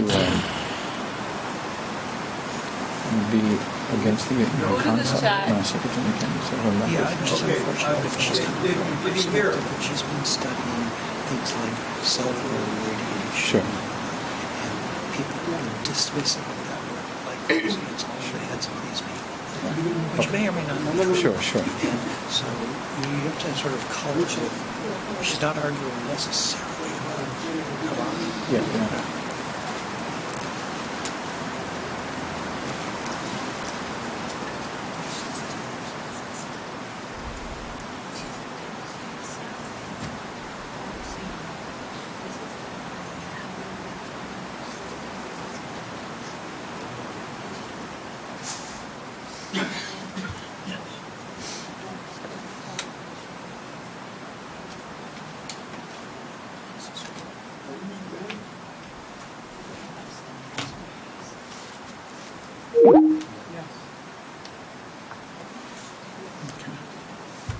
Are you back with us?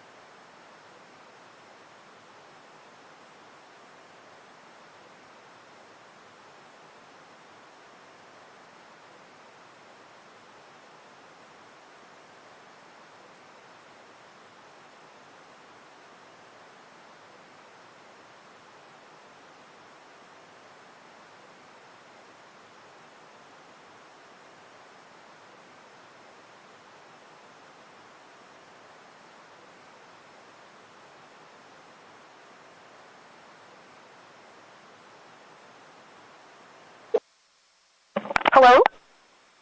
Hello? Yes, I was just about to respond to the question about collusion across participants. They would have had to collude in a fashion that produced the same distribution of symptoms, the same percentages, or similar percentages of people for each of the different symptoms, which would have required a relatively extensive type of collusion. Certainly people with problems talk to each other, just as breast cancer victims are more likely to know other breast cancer victims than other people are. And yes, they talk to each other, but again, producing those symptoms in that distribution would be a difficult process. And my second, just quick follow-up question is, you seem to be skeptical of the existence of mass psychogenic illness, is that correct? Yes, I absolutely am skeptical of the existence of mass psychogenic illness. I have no other questions. And in fact, you can read my essay on psychogenic illness, which is in the citation I'll be happy to sign. Unfortunately, the venue did not permit inclusion of citations, but yes. No hay citas de este tipo en la literatura.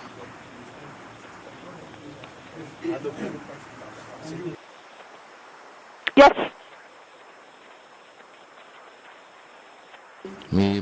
José Cáceres del Centro de Neurosciencias de Cuba.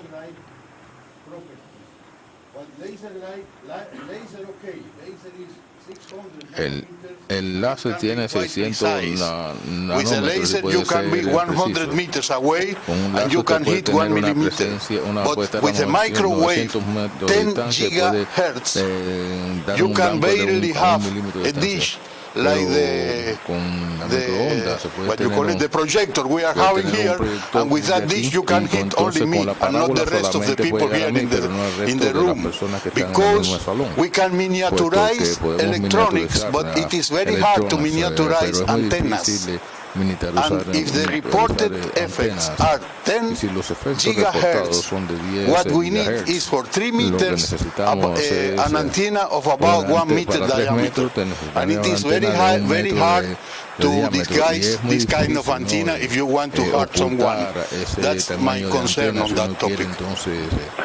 Well, it may be that these involved, for example, existing antennas on the roof that didn't need to be disguised. I don't purport to, be privy to the actual processes that were used in disguising things, etc. And also, it should be mentioned that the term laser light was used in the media. It doesn't actually mean that these have the tight specificity that you see with the laser. What that meant was that individuals would move a few feet away, and the noise would seem to abruptly stop, and they would move back, and the loud noise would resume. Or in another instance, one diplomat would hear a noise that was perceived as relatively loud, while someone else in the immediate vicinity heard nothing. So it doesn't actually have to have the knife-like characteristics of a laser per se. Y otras personas que estaban en la cercanía no escuchaban ningún sonido.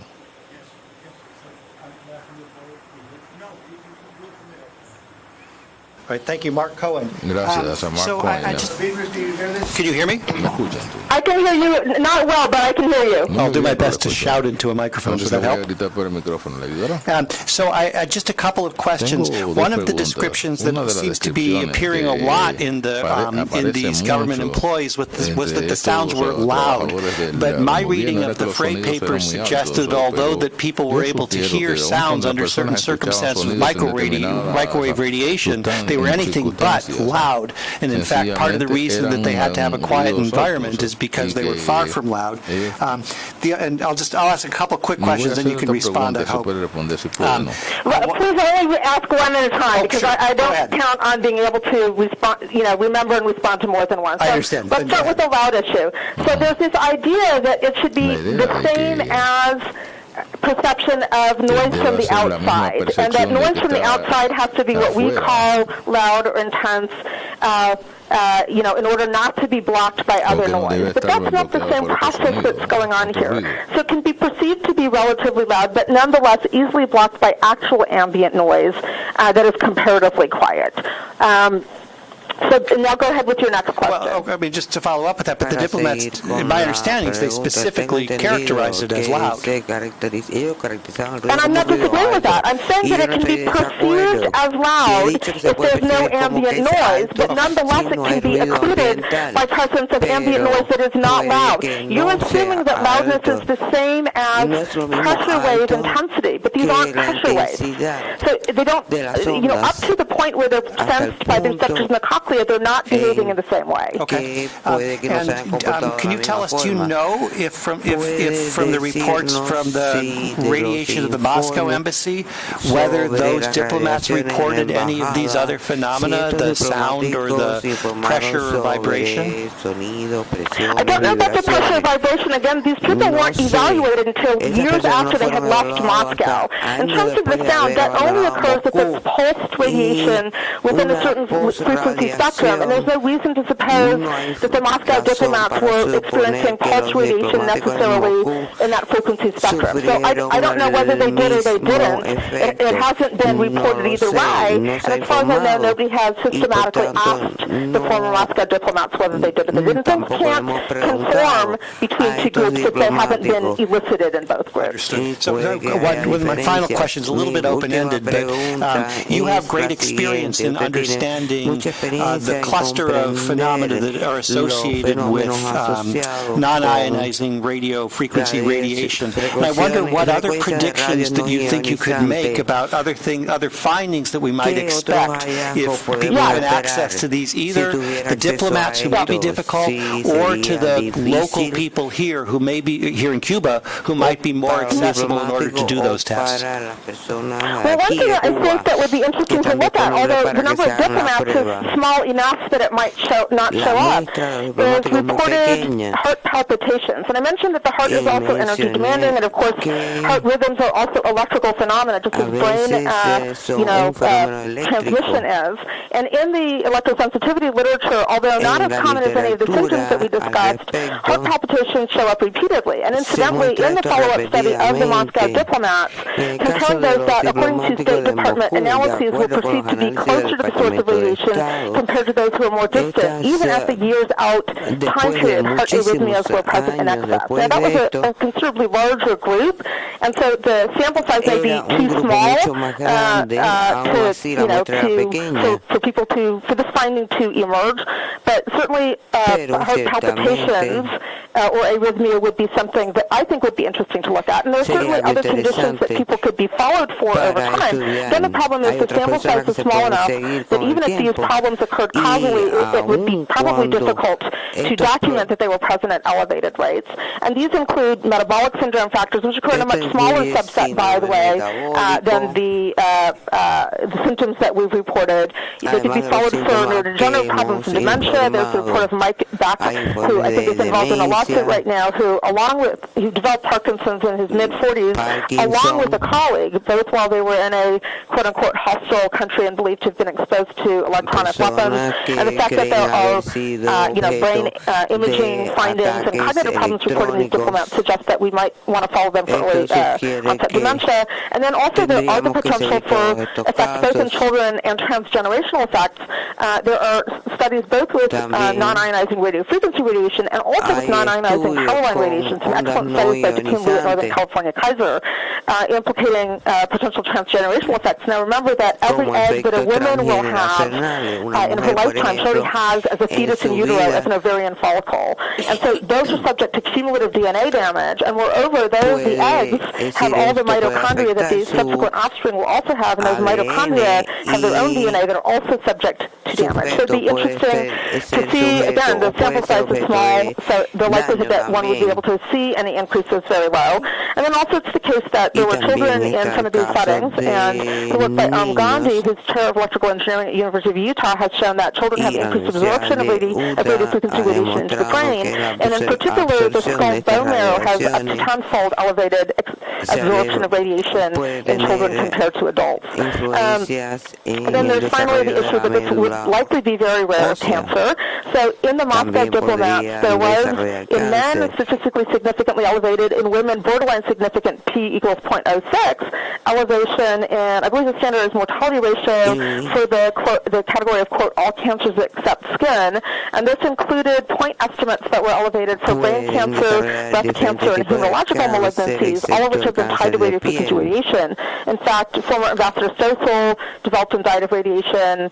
So did one of the State Department workers who's written, well, he didn't die, but another State Department worker, developed CLL. Several people developed leukemia, but again, for individual cancers, the numbers even then were not sufficient to show an elevation. So those are some of the things that one might consider looking at, but again, the sample size makes it difficult to probably see elevations.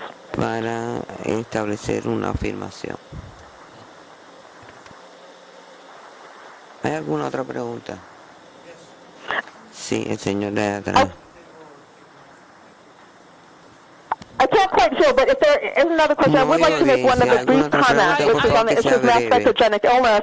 One of the conditions that I study is Gulf War illness, which was also claimed to be, psychogenic or mass psychogenic illness when it first came out. And this designation is now commonly used for, small clusters of environmentally affected individuals. And usually when a cluster is large enough and the amount of study is sufficient, the psychogenic hypothesis evaporates as organic pathologies are documented, as has been the case with Gulf War illness, where our and other studies show evidence of mitochondrial damage, neuroinflammation, a range of other, depressed natural killer cell function, increased autoantibodies, multiple different things that are all expected as outcomes of mitochondrial injury, etc. Okay, yes. Can you hear me? I have a question. Yes. So you presented a lot of data and information. It's very much like a good review of what is out there. And as you know, in literature, there's always this chance again of confirmation bias, that when we are fully convinced of something, we are able to identify cherry-pick data and be able to fit it together and piece it together into something that we consider meaningful.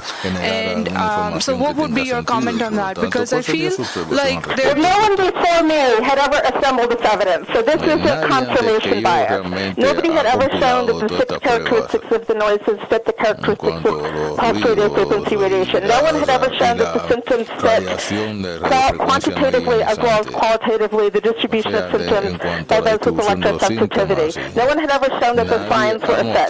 So there isn't really opportunity for confirmation bias in that way. DNA for the phenomenon that we're describing. That's a point well taken. What would be your comments on the neurotoxicity that would be related to chemical exposure? Because you do talk about oxidative stress, and neurochemical exposure could be a contributing factor here. So it could be a contributing factor, absolutely. There is, again, evidence, both a lot of work by someone named Kostov and also alluded to in Russian studies in the Central Intelligence Agency report that there can be synergistic toxicity. And I mentioned that this is expected because of both competition for antioxidant defenses and also, should, damage, for example, to mitochondria. And certainly substances like organophosphates can produce each of these symptoms, although not in this distribution, and can't produce these noises. But it could be that such chemicals could have an amplified vulnerability to radiofrequency radiation in this setting. But what about tinnitus? Because tinnitus is a ringing sound, and if you cover your ears, yeah, so if you cover your ears, you'll hear sounds. Would that be something that would require like an external sound if it's like oxidative stress and neurotoxicity causing these symptoms? Would that not be a good explanation? So the characteristics of the sounds that were reported are not the characteristics of tinnitus. Tinnitus doesn't have laser-like distribution in space. It doesn't, so this isn't tinnitus that was reported. You can, in terms of the noises at the time, certainly tinnitus developed, and certainly tinnitus can develop with chemicals, and in fact it does develop with chemicals. There's, for example, studies showing that jet fuel exposure, which has organophosphates, reduces the amount of noise required to produce noise-induced hearing loss in rats. So chemicals can amplify auditory toxicity from other sources, and that certainly may be going on here. But again, the fraction of symptoms that are auditory does not comport with the fraction of symptoms that are auditory from chemical exposures. Most of the kinds of chemical exposures that could be hypothesized in this setting. Okay, great. Thank you.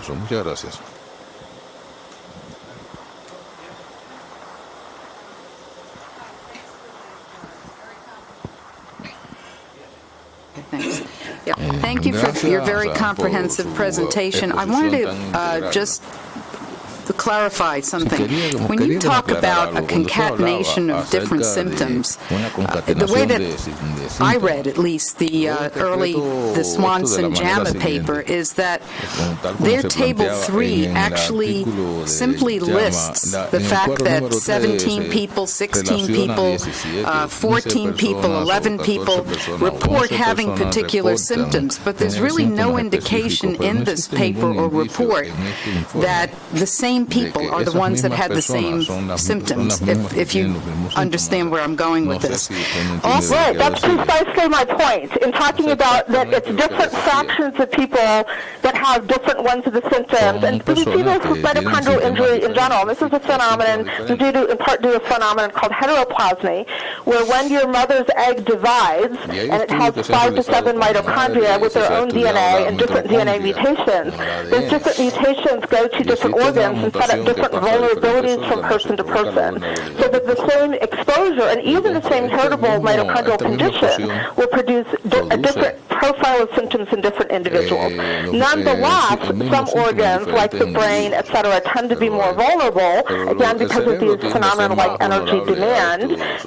So it's not the same, you don't know which individuals are experiencing which, and that's so it's sort of not important to know, I would say. Right, so my only comment here is the fact that, number one, it's very hard to conclude that there's any kind of syndrome, and secondly, we're talking about N's that are very small. We're talking about percentages of 21 subjects only, and self-reports for the most part. There is some obvious neurocognitive testing that's been done, but I think we've heard several people talk about questions this morning about how to interpret it. So again, I think we have to be very cautious. Mitochondrial disease is very controversial. There was just a recent case in Boston that was lost precisely on the issue of mitochondrial disease versus psychogenic disease. issues. And I think we have to be very cautious in making generalizations when we're talking about 21 people. But I think, again, your comments and observations and thoughts about this are very intriguing and challenging. Thank you. Right. Well, I would agree.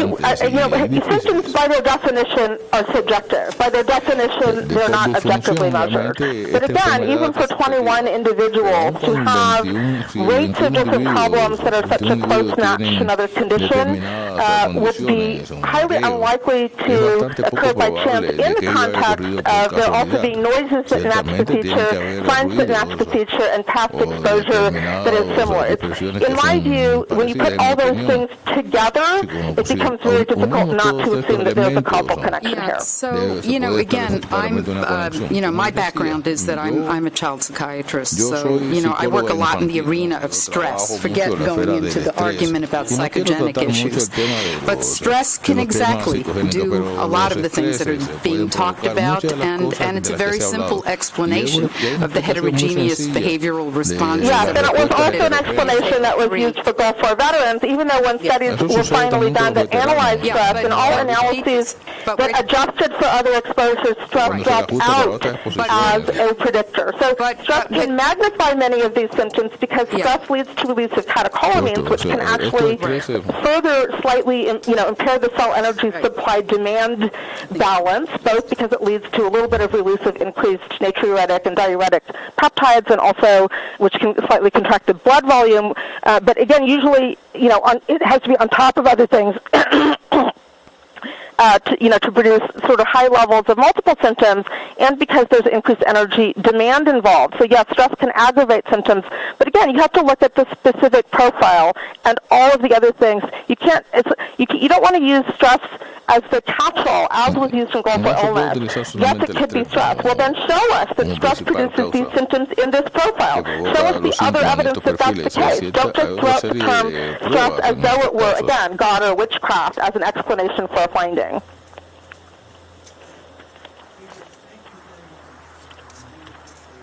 Gracias por la exposición que usted ha hecho. All right, thank you so much. Bye-bye.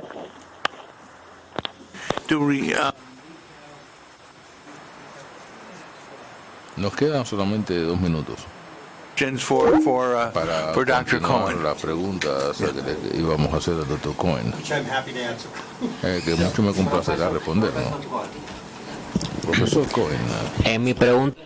My question, Professor Cohen, is. My question, Professor Cohen, is the following. My name is Pedro Fleites from the National Toxicology Center. Of course, I am not an expert on images.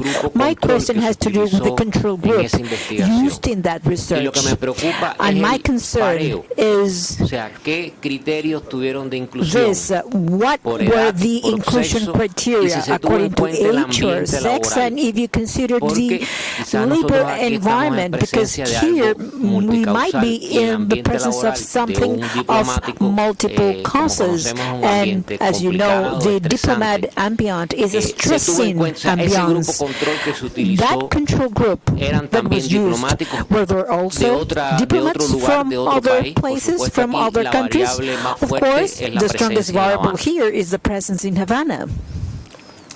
Thank you for the question. So please bear in mind that I didn't perform these studies, so I'm not able to answer your question as directly as I would like to.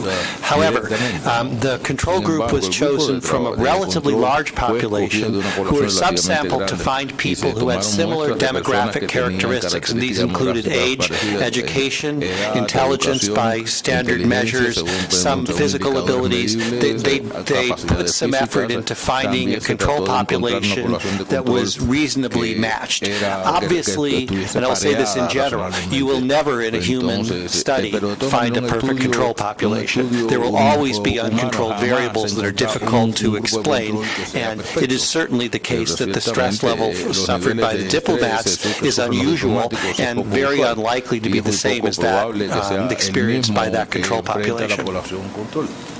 Gracias.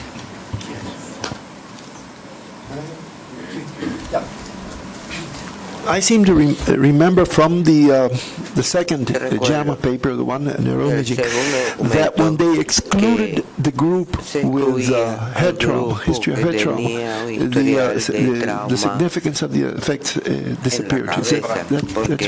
That's correct. However, that also reduced the effective sample size, and as a consequence, although the t-values may have been the same, the p-values were elevated. And so I'm not prepared to assume that that's simply because the effect was dominated by them. In fact, they go on to say that the trend level statistics were the same. That is, the observational rather than the inferential statistics were the same. All right, thank you. Okay, so now, I'm assuming that our translators were sufficiently challenged by Dr. Collins' presentation. But now we're going to go to Professor Blanco Aspinall,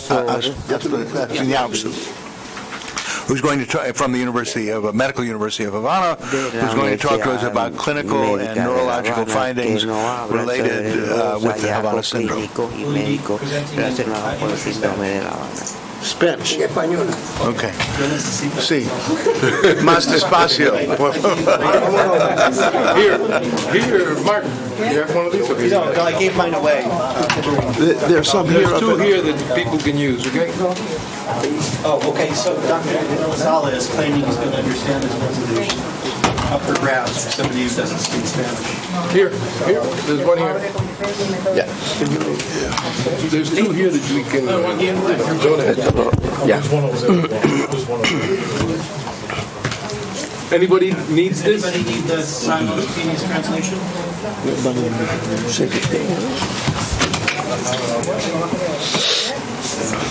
Estamos listos entonces. Are we ready? Van a poder disfrutar. You're going to be able to enjoy my Spanish. Profesor. Bueno, comenzamos. Efectivamente. Well, in fact, this is an issue that has to do a lot with high tech, with speculation, and involves important political decisions as well. But all of that starts from the collection of a series of signs and symptoms in a group of patients. I am a doctor devoted to the assistance work, and what I am going to say here are criteria that have been shared and discussed in the group I am working with. I know that there are some elements that have already been discussed here. Syndrome has had two meanings in the history of medicine. One of them corresponds with the situation applied whenever there is a group of symptoms and signs, the cause of which are unknown. Once we know the cause, this becomes a disease, and we stop using the term syndrome. Another meaning, which is this: when we are dealing with a group of symptoms and signs interrelated from the anatomical or physiological point of view, or both, that may have different causes. This is a recourse to diagnosis, because a time might come when we manage to identify the causes, and then these will become this or that disease. Now, there are two requirements to deal with the syndrome. First, signs and symptoms should all be valid and reliable. Second, the interpretation of the relations between those signs and symptoms should be approached from a systemic point of view, because the human being is a biological, psychological, and social being. And the proportion in which these affects patients changes from one individual into another. In this so-called Havana syndrome, there are elements relating patients from the biological, social, and sociological point of view. So let us divide this presentation into two parts. Some elements have already been discussed here. The first part is about clinical data, and the second belongs to some diagnosis hypothesis. As to clinical data, we obtain these from the publications, clinical publications from the U.S. and one presentation and publication from our colleagues in Canada. Therefore, we will begin with these two Canadian articles, or rather to say, these two articles from the U.S., which have already been discussed here. Then we can identify four aspects here: the relationship between samples, the temporary relations between clinical evaluations, the difference in the design of research, and the differences in the diagnosis processes. We can say that 21 out of the 25 cases examined in the Miami University were seen by the group of Pennsylvania. So we expect to see an 84% of coincidences. We shouldn't expect for more than a 16% of difference between the data that we are to analyze here. Regarding the distribution as to age and sex, they are very similar. It calls our attention an additional woman in the series covered by the Swanson and et al. Publication, but all in all, we can see that they are similar groups of patients. They themselves have reported that there are very few differences. So regarding the temporary relationship, the Hofer et al. Group in Miami examined 25 subjects between 4 to 60 days after the exposure or the perception of the sound. And in the case of the Swanson, they examined these between 3 and 331 days after. But we can see that in the range of analysis there is some overlapping. So, regarding the differences in the diagnostic process, in the Hofer series, the physical examination was limited to head, neck, and neurological symptoms. This group is headed by a specialist in nose, ear, and throat. And they performed a series of vestibular, auditive, ocular motor tests. And they used a control group of 105 persons, but the control group and the case group was not managed the same way with the same tests. Therefore, they managed these rather from an assistance point of view, not from the research point of view.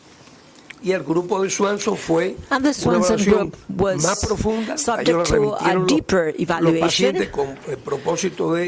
The purpose was to provide some rehabilitation, to provide assistance for further treatment, and that multidisciplinary group was made up by therapists and rehabilitation specialists, neurosurgeons, and neuroradiologists. Regarding the observation of clinical findings, it seems to us that the description of the clinical manifestations was insufficient. Why? Because when you count the number of patients with syphilia, you gather patients with different types of syphilias from different causes. There are patients who should have been interpreted as migraine syphilia, including specific migraine treatments. There are patients that might have been stress syphilia when counting these patients, they gathered all these patients all together, and the percentage is high. This might happen in any research, but the origin of both health problems is different. The term dizziness, in medicine, this has different meanings, but we have to make a differentiation in this. There is the dizziness, the vertigo, the instability that might be related to brain and coordination causes, but the clinical description should define what is the variant we are faced with. On the other hand, the course of the manifestations in every patient is not described in depth. In order to elaborate a publication, this is generally avoided, but when it comes to the individual analysis of every case, you have to make a description, a detailed description. In the case of the Swanson group, they speak about acute phase and subacute phases manifestations, and those which persist for 3 months.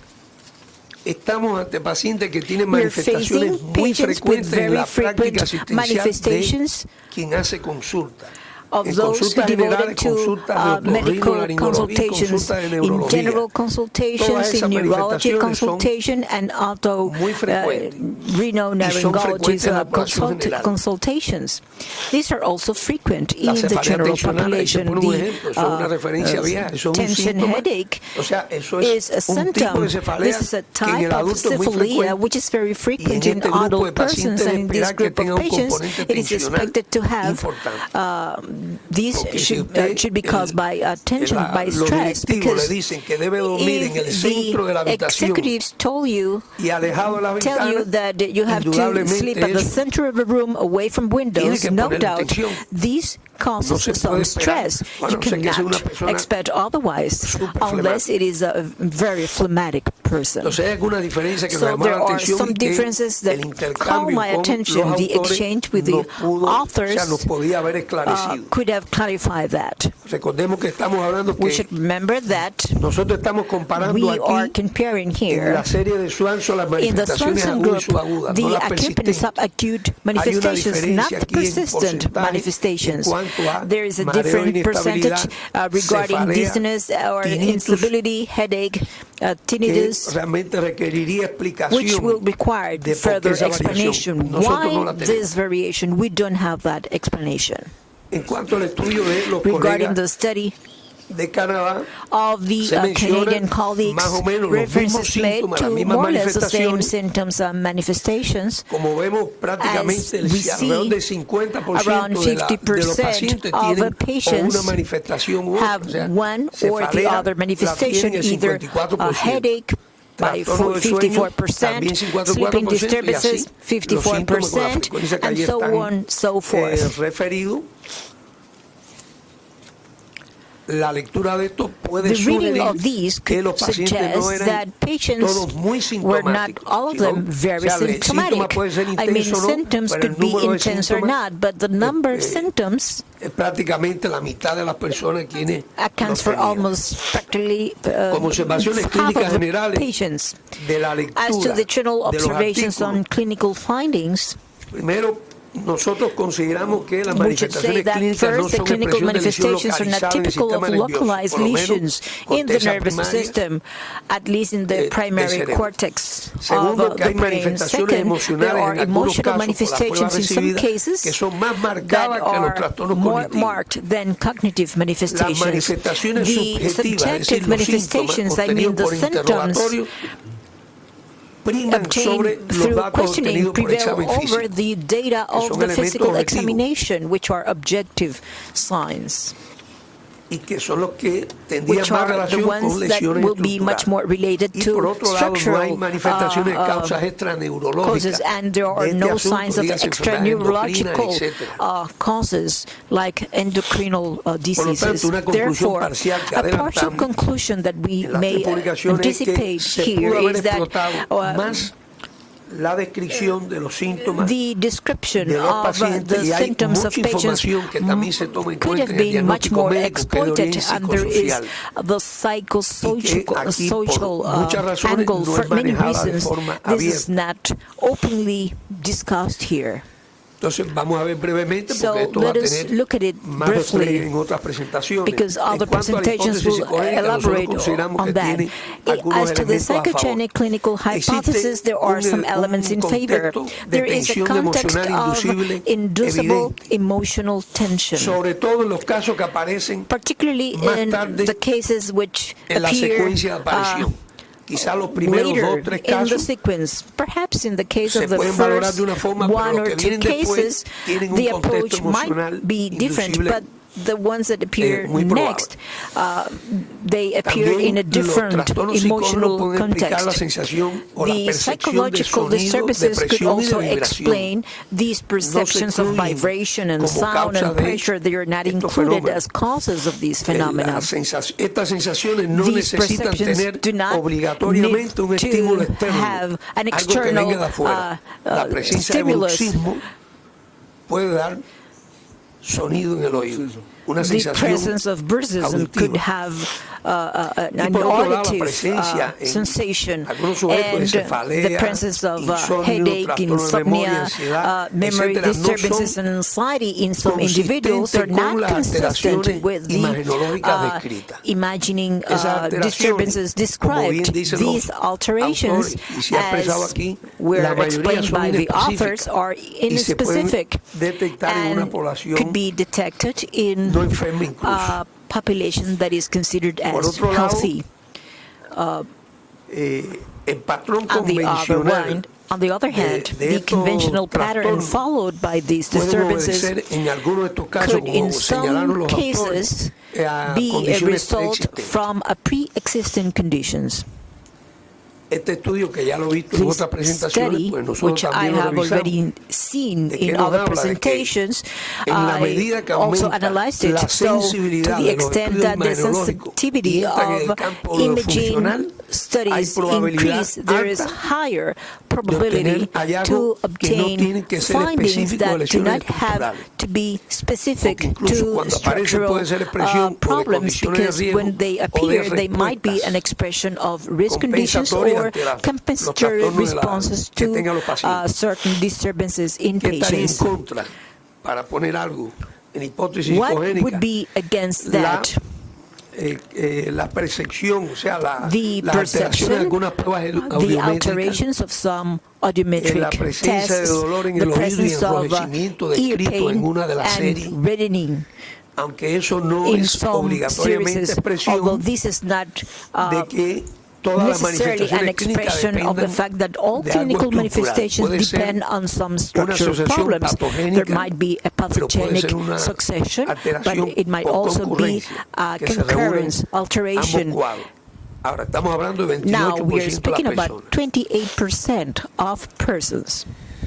Este es un ejemplo de This is an trastorno example funcional. of functional El mareo perceptual postural disturbances, persistente. the Ahí están los persistent criterios. A postural estos perceptual pacientes, algunos dizziness. de ellos, habría que ver en qué medida se We will acomoda have to este patrón see clínico. to what an extent Este this tipo de clinical alteración. pattern Para eso, adapts por to supuesto, se patients. entrevista y Of se course, interroga, we need o sea, se to interroga al paciente y hay interview que examinarlo. patients, and we have to examine Aquí nos patients. enfrentamos ante una Here serie we de are información faced with a que series es of más grupal information que that is individual. much more from Y el a group diagnóstico de than cada from persona individuals, no se and establece the individual por los diagnosis grupos, sino is not a cada established by paciente groups, se le but pone el according to traje a la each medida. and every person. This Hay should be a propuestas para tailor-made investigar la hipótesis diagnosis. There are proposals to investigate Como estas enfermedades psychogenic pueden estar asociadas, hypotheses. habría que ver si We algunos will de ellos have puedan to presentar see esto. if any of Síndrome these persons irritable, suffered from fibromialgia, irritable etcétera. bowel Una serie de syndrome, afecciones que también son fibromyalgia, de orden some funcional other y que, por functional supuesto, aquí no hay información al disturbances, and respecto. of course we do not have information about that un área de here, but conocimiento this is an que area dificulta el of knowledge diagnóstico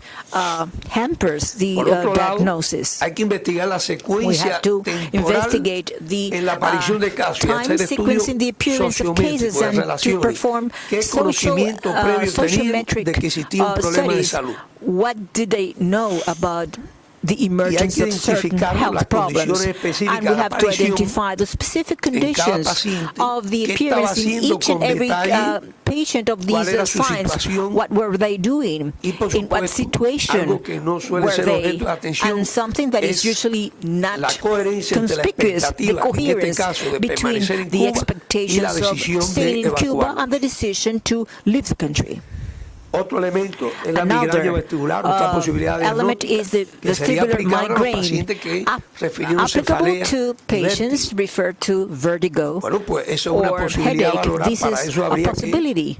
But for that, we will have to examine the patients, all the more so when most of them referred that their headaches worsened when they were subject to cognitive rehabilitation tests, and that they felt they suffered from photophobia or phonophobia. Some of them refer to these symptoms. Is there anything against that? Well, the cases which didn't refer to vertigo or headaches. As to physical agents, we have construed that these hypotheses emerges among several researchers for several reasons. One of them is that 86% refer to the feeling of some sound, 57% refer to some pressure or vibration feelings, and from the these hypotheses could be applicable, but the sound doesn't necessarily come from an outer source. And the recognition that sounds in the audible frequency range does not cause damages, so those persons having those ideas could say, well, this is about something that is outside the proper frequency, as was the case for Dr. Beatrice. So there are some elements against this hypothesis. There are some alternative explanations which are much more likely. Second, according to our investigation, there are some emitting devices causing some burning sensation on the skin. There are others in which it is very difficult to target a specific person with. The other issue is the location of subjects behind walls at homes or the places where they perceive the sounds. There are places in which they are absolutely out of reach, and they refer to these sensations even though. But how can we get to know that? This must be obtained through the individual interview. In one article, it is stated that when some individuals, that some individuals reported that if they went outside their front door, the noise immediately stopped, and this could have several explanations. They went out of the room, and they found out a situation in which they perhaps found a guard. This doesn't necessarily mean that there was a directional sound targeted against them. Another article says one individual who awoke from sleep with headache, unilateral ear pain, and hearing changes.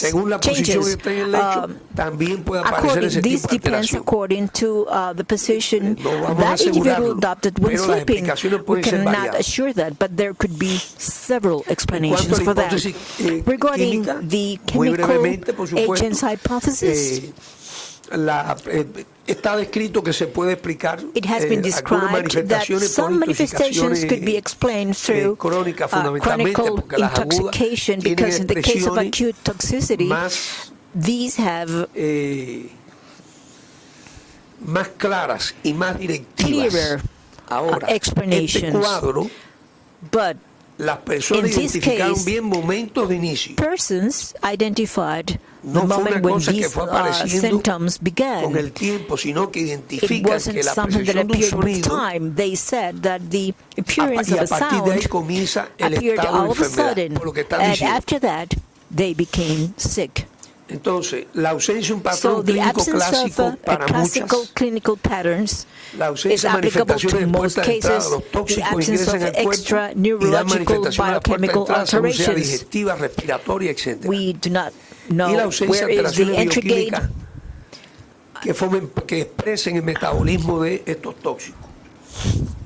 En el estudio canadiense, In the Canadian study, los metabolitos de piretoides se mutaron en 10 de 26 casos. pyrethroid metabolite was demonstrated in 10 cases, but this does not inhibit the cholinesterase enzyme.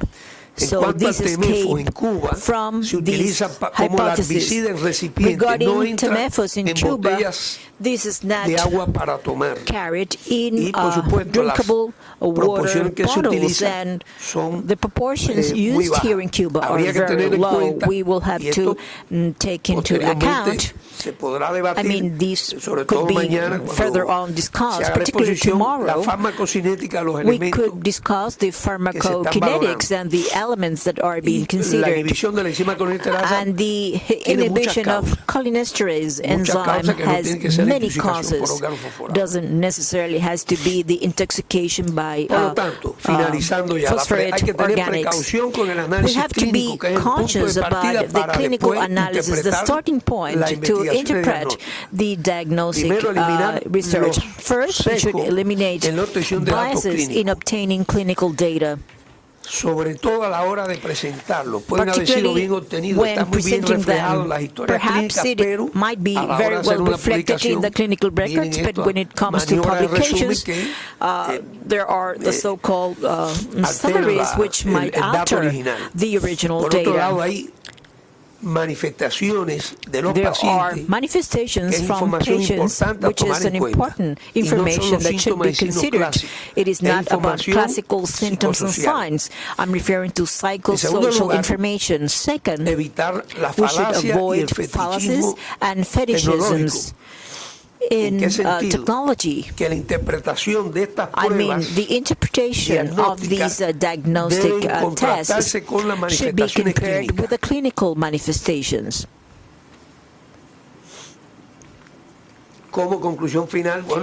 Finally, to conclude, I would say that here we believe that there are several diagnosis possibilities. We know that these are persons affected whose health has been affected, but there are several options for treatment. It is very difficult to apply the same diagnosis to all patients. Which gather them all together? Well, we can speak about a temporary phenomenon during which certain cases arose, but these later on expanded, and there were factors in a heterogeneous group that is not about biology. Thank you very much.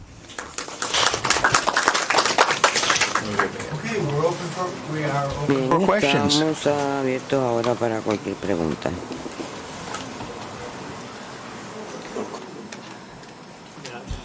Yes. Sí. I'm Joel Gutierrez, clinical neurophysiologist from the Cuban Neuroscience. I think that better than the Institute of Neurology. Right. Del Instituto de Neurología. Well, I'm both places. Okay. Bueno, estoy en los dos lugares. Okay. Okay. No. I think that rather than analyzing what's missing in that papers from the clinical description, I think it would be better to think that there is a paper missing. So the first description of that may require a case series description paper that so far we know has not been described. And such a paper should include clinical data in the way of a quantifiable scale. That would be the only way to provide a better clinical picture of what was happening in these samples. The problem is not only for this disease, this is something very common in mental disorders.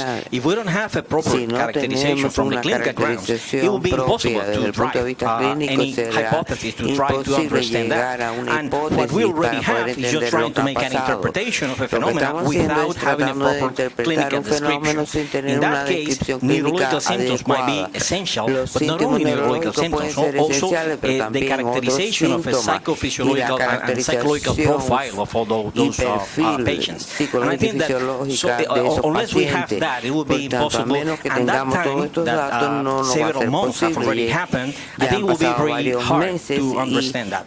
We should have to have an agreement that maybe it will be possible if sadly we have any other problems like that in the future, that we should have like a protocol on how to describe a problem like that, in order to enable all the clinicians and the scientists working on that to have a proper approach. So maybe what we could do at that time, if it is possible, and hoping that somebody has collected that information before, would be to urge everyone involved in the characterization of these persons or patients, perhaps, to try to write such a clinical characterization. That would be the essential basis to depart from that. Una base esencial a partir de la cual trabajar. Thank you. Bien, gracias. Estamos criticando datos que han sido publicados con muchísimos detalles y son datos que se han publicado hace 4 años. He can't do them. He doesn't have access.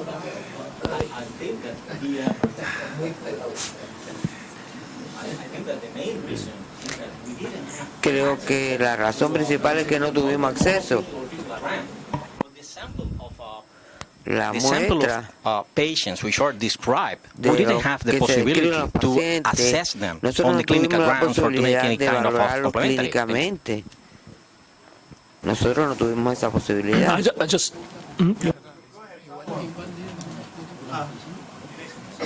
Yes, I accept that you don't have access to those data. Sí, es verdad que ustedes no tuvieron acceso a esos datos, pero aquí una hipótesis alternativa, por ejemplo, del síndrome psicogénico o la crítica, ¿por qué no se publica? ¿Por qué no son dominio público esta crítica? ¿Por qué lo escucho aquí y no en un documento? ¿Por qué no se han publicado? No. Yeah. I think they have a good chance of getting published in the, what was it? The Get Me Off Your Fucking Mailing List journal? No, I think that this is a valid observation. Yo creo que se trata de la observación. Though it's a little late, we still have to publish. But we've been grappling with the effects of all Pero nosotros hemos tenido que lidiar con los efectos the interpretations have varied. We've been trying to chase things that we're not sure of. But I agree. And whatever data we have to get it out and we have to publish it. Sean los datos que tengamos, debemos publicar. And I think, and I think it was mentioned today, that I think we have to be very careful when we are, I mean, like we are criticizing other groups that have a pre-notion or pre-decision what is an attack, I think we also have to be very careful in having a kind of pre-notion that there was nothing there. And we have to remember that these are diplomats that were served in many, many countries, in many dangerous places. They are intelligent people, they are strong people. To say that a group of these kind of people have a psychosocial problems, I mean, it is difficult to buy. It is just difficult to grasp. The other point that I think we have to remember, I mean, if we have differences between, Miami and UPenn, that is clear. There was time difference and things change with time. And diseases like that changes time. This should not be actually surprise us. It should not be, I think, a point of criticism. And I think that the brain is a complex organ. So if you will take 100 patients with post-concussion syndrome, so all of us are talking about post-concussion syndrome. We know that it exists. We know that if you have brain trauma, you you can suffer from a delayed neurological, we don't know the reason for that, we don't have good imaging data, I think, about post-concussion syndrome, but it still exists. It's still, and if you take 100 patients with post-concussion syndrome, there will be variability in symptoms. Not all of them suffer from the same syndromes, and that's why we have three different criteria that are not included to all patients. So I think we have to be also careful. I think at least we can talk to more later. I mean, and later on, the Canadian experience is that these patients suffer from something. I think, and I think the Americans probably as well, although I didn't test them. And we have to look for the cause and not decide from beginning that there's nothing happened. But I think that we have to look at all causes, and I think you're dismissing too easily functional neurological disorders or psychogenic. Wait, I think you're doing the following equation. These are strong people, and that is not the current concept of psychogenic and functional disorders, which in fact there's a stigmatization. Functional neurological disorders are a huge amount of referrals to neurology. This is not weak people. I think that until the evidence points otherwise, it should be on the table to examine these factors, which in fact can produce neuroimaging changes. So I think not to exclude anything a priori. I'm not saying that this is the case. I'm just saying that it's a possibility. That's absolutely true, but functional, we can discuss probably later about functional neurological disorder, what it is. I mean, the fact that something, we don't know what it is, doesn't mean that it doesn't exist. So we don't really know what the cause of functional neurological disorders, but we all agree that there is some disorder, there is some problem in the brain. So to call it functional, for me, just to say, well, we don't know what it is, we call it functional because we don't have the imaging facilities that are sensitive enough to find what happens in the brain. And sometimes we do. I really have to actually underline what Pedro said, that you cannot add to the stigmatization by saying these are strong people, therefore they wouldn't have this problem. They are trained people, therefore they wouldn't have this problem. That's not okay. That is stigmatizing people for an ordinary condition. As it happens, I study psychogenic epileptic seizures. We see a lot of it. This is not an uncommon problem. These are not weak people. They have real problems. They're sick, they have seizures. The seizures just don't happen to be electrical seizures that are epilepsy. But I would just caution you to not somehow equate strong with immune. Something real that happens in the brain, and we cannot say just psychosocial factor as a cause without searching for the cause. In psychogenic epilepsy, there's also a problem in the brain. The fact that you cannot see it in the EEG does only mean that your EEG is not sensitive enough, or it's not in the right place. But there is a functional problem in the brain, which, and the structure you don't see it because your MRI is not sensitive enough. Porque su resonancia magnética no es lo suficientemente sensible. No escuchamos al orador porque no está usando el micrófono. That's useless. Truly.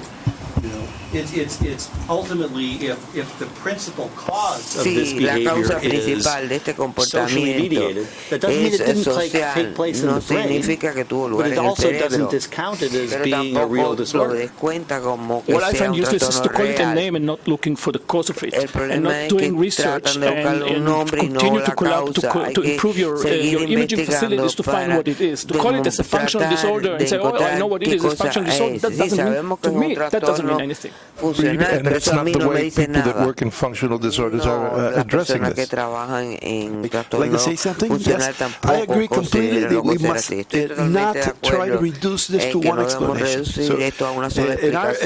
But we have a lot of different opinions. As you can see, not all of us, even the Cuban representation here have the same opinion. We discuss a lot. Tienen la misma opinión entre sí.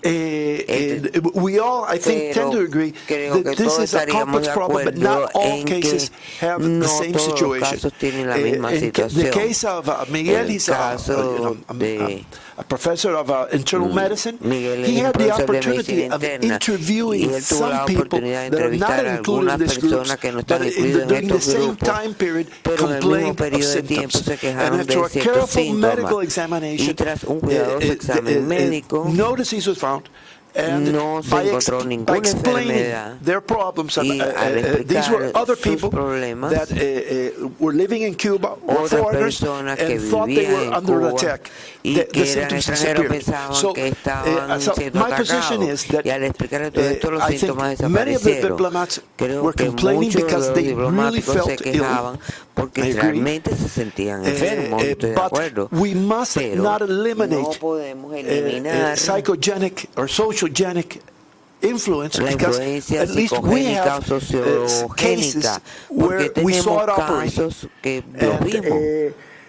And I guess there are a lot of things to discuss here, but we have now and tomorrow. So pero tenemos el día de hoy, el día de mañana. I think Sergio is creo que Sergio, this is really, really interesting. Esto es muy interesante, así que hay que publicarlo. Yo iba a decir lo mismo.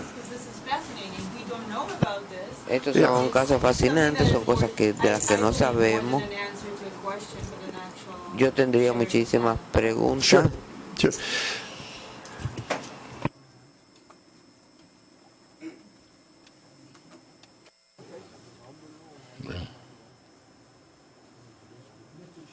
Yes, I'm waiting to see if we have anyone else.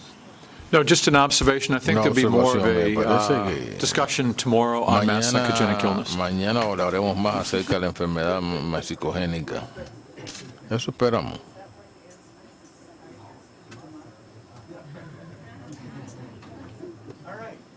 Bien.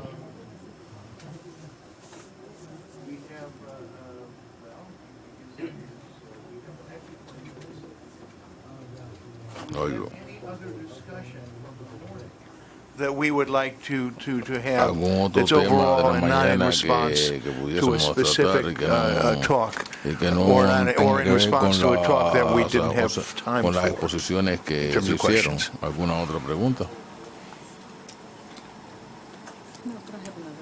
You have another comment. Okay. Usted tiene otra observación que verter. So, actually, I didn't have a chance to thank Mark Cohen for his really helpful overview of a paper that I found very difficult to understand. Again, I'm not an MRI expert, but I think it was very helpful because not only did he explain, what the findings were, but I think also it is a paper that we have to give some credit to in this conversation, because unlike the earlier papers, the Swanson and in particular the Miami report, it was very well considered. It is a research paper, as Mark talked about. It's really research parameters that don't at the moment really have a lot of clinical relevance, so it's interesting from a theoretical perspective. But if you read that paper very carefully, the authors actually do list a lot of the limitations that we've been talking about this morning in that paper. They don't jump to conclusions. They do point out that these are not clinically linked findings. They do talk about the possibility of needing to keep the door open to other possibilities. So a lot of the things that we're talking about, and I felt that in reading that paper in particular, that we were making some progress, at least, in trying to be a little bit more balanced with our perception of this problem to begin with. I think we do have to, as has been happening this morning, we have to think about other options, other alternatives, as uncomfortable as they may be. And and I think we have to be balanced in our presentation of what we think the next step should be. I'd like to move have also, Mark, one of the things he said is that this data would ideally be open data. And that may not be possible. There may be an alternative. So believing in the research integrity of the people that pen, maybe a mechanism could be established for this sort of thing where one asks valid questions and they answer it. Okay? And particularly what I work a lot in the field of Bayesian analysis and statistics and causality. One of the things I'd like to see is more causally oriented analysis, which exists now. And, for example, I see a lot of univariate responses, no multivariate statistical analysis, something like item response theory to look at common underlying factors and then relating these. And this is something that I've done, my group has done. So I don't know. Maybe it might not be possible. At least I'm floating out the idea that there be queries that could be with hypotheses that could be even published beforehand or jointly, and that would help to answer some of these questions, circumventing the problem of confidentiality or national security, whatever. So I think that's a strong argument for why the primary data would have to be analyzed. That is, I know Dr. Verma. She's exceedingly smart. She's a computational specialist, but to ask her to do Bayesian causal analysis is an unreasonable request. It's a reasonable request, however, to get access to the data in order to perform analyses of that complexity. And, you know, I don't think it's a useful exercise really for us to find all the flaws in a paper as a group, right? Our graduate students are good at that, and that's rudimentary scientific work. You can always find flaws in a paper. Our job is to try and find what conclusions are reasonable to draw from the data that are there, and if possible, to get enough data to draw conclusions that we believe in. So, you know, it's possible, and this is now sort of more chatty, but it's possible that the editors at JAMA would put pressure on those individuals to release the primary data. A lot of imaging journals now require that. It's a stipulation if you're going to publish an imaging paper that you're going to post your data in some sort of public access form. If the authors refuse, at the very minimum, they should give us strong reasons for refusing other than that we don't feel like sharing it, which, you know, it may well be that the terms under which they obtained access to those patients from the State Department are restrictive and the State Department mandated it. I don't know, but it's not an unreasonable ask. I think that, with the claim, I talked to them. I don't want to hear about confidentiality as the issue, because it is possible to de-identify these data. La confidencialidad. Es muy fácil que esos datos pueden, es muy fácil proteger todos esos datos. In fact, the IRB allows. La IRB permite. I'm sorry. I'm just saying that ethically you need desde el punto de vista ético, consent from the subjects to release their data, whether it's anonymized or not. I know that in Canada and the U.S. IRB allows the reuse of properly de-identified data without prior consent of the subjects. De pacientes que estos queden identificados sin obtener el consentimiento del paciente. Ahora la IRB exige, ¿no?, que uno regrese. Puedo decirle, por ejemplo, hay muchos pacientes que no desean, ¿no?, que sus datos sean liberados. O sea, no se trata solamente de un tema de ética. But at least according to, because we asked the European scientists exactly the same question, and they claim, that's what they claim, that the patient can take the data with them, but they are not allowed to put it on. And by the way, not even to the State Department they didn't give it. Yeah, so this probably ends up being a sidebar. My understanding of the regulations regarding de-identified data is different than that, and I think that that's a discussion we probably really need to have with IRBs about what are the terms under which it's possible to release de-identified cuáles son data. los términos y condiciones en los cuales la información puede ser liberada.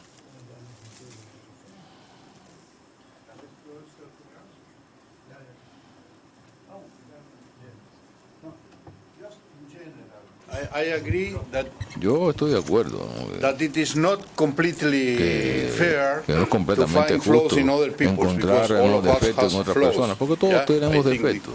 This is part of But the problem here is when everything goes to the news, todo sale a la prensa, the big news. Y sale en la prensa, I am reading survivors of the Cuban sonic los sobrevivientes de los These are ataques the ones who sónicos en survived. Cuba. Those who didn't survive are who? Those who died, los que because no survivor is sobrevivieron, ¿quiénes someone son? Los que who is murieron. alive still. Entonces, So the rest sobreviviente es uno que died. estaba vivo. This is the kind Entonces, of el words resto people are murió. using. Y ese es el tipo de palabras que Or la for gente está example, utilizando. we heard, Por ejemplo, escuchamos Madame Gollum's a la señora Gollum presentation. Y su It goes to exposición. the big news. Y todo ello All sale a la the gran parts prensa. of the puzzle Todas las are partes del fitting crucigrama exactly into where they have de to go. rompecabezas van entonces And exactamente it donde is tienen que ir. laser-like.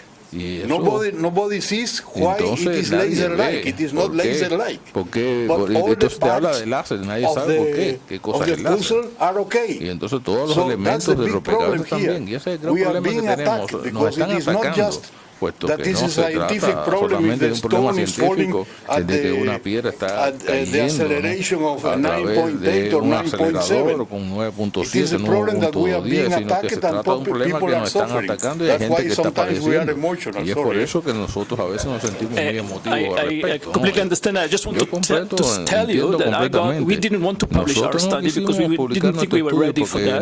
And the journalist called me to say, I have the report to the government, it was leaked, and we publish it if you want it or not next week. And the only thing we could is just put it on the internet that everybody, the scientific community can at least see it, but it was not our intention and it was much earlier than we thought. And sometimes you just, it's not under our control. De antemano y hay cosas que escapan a nuestro control.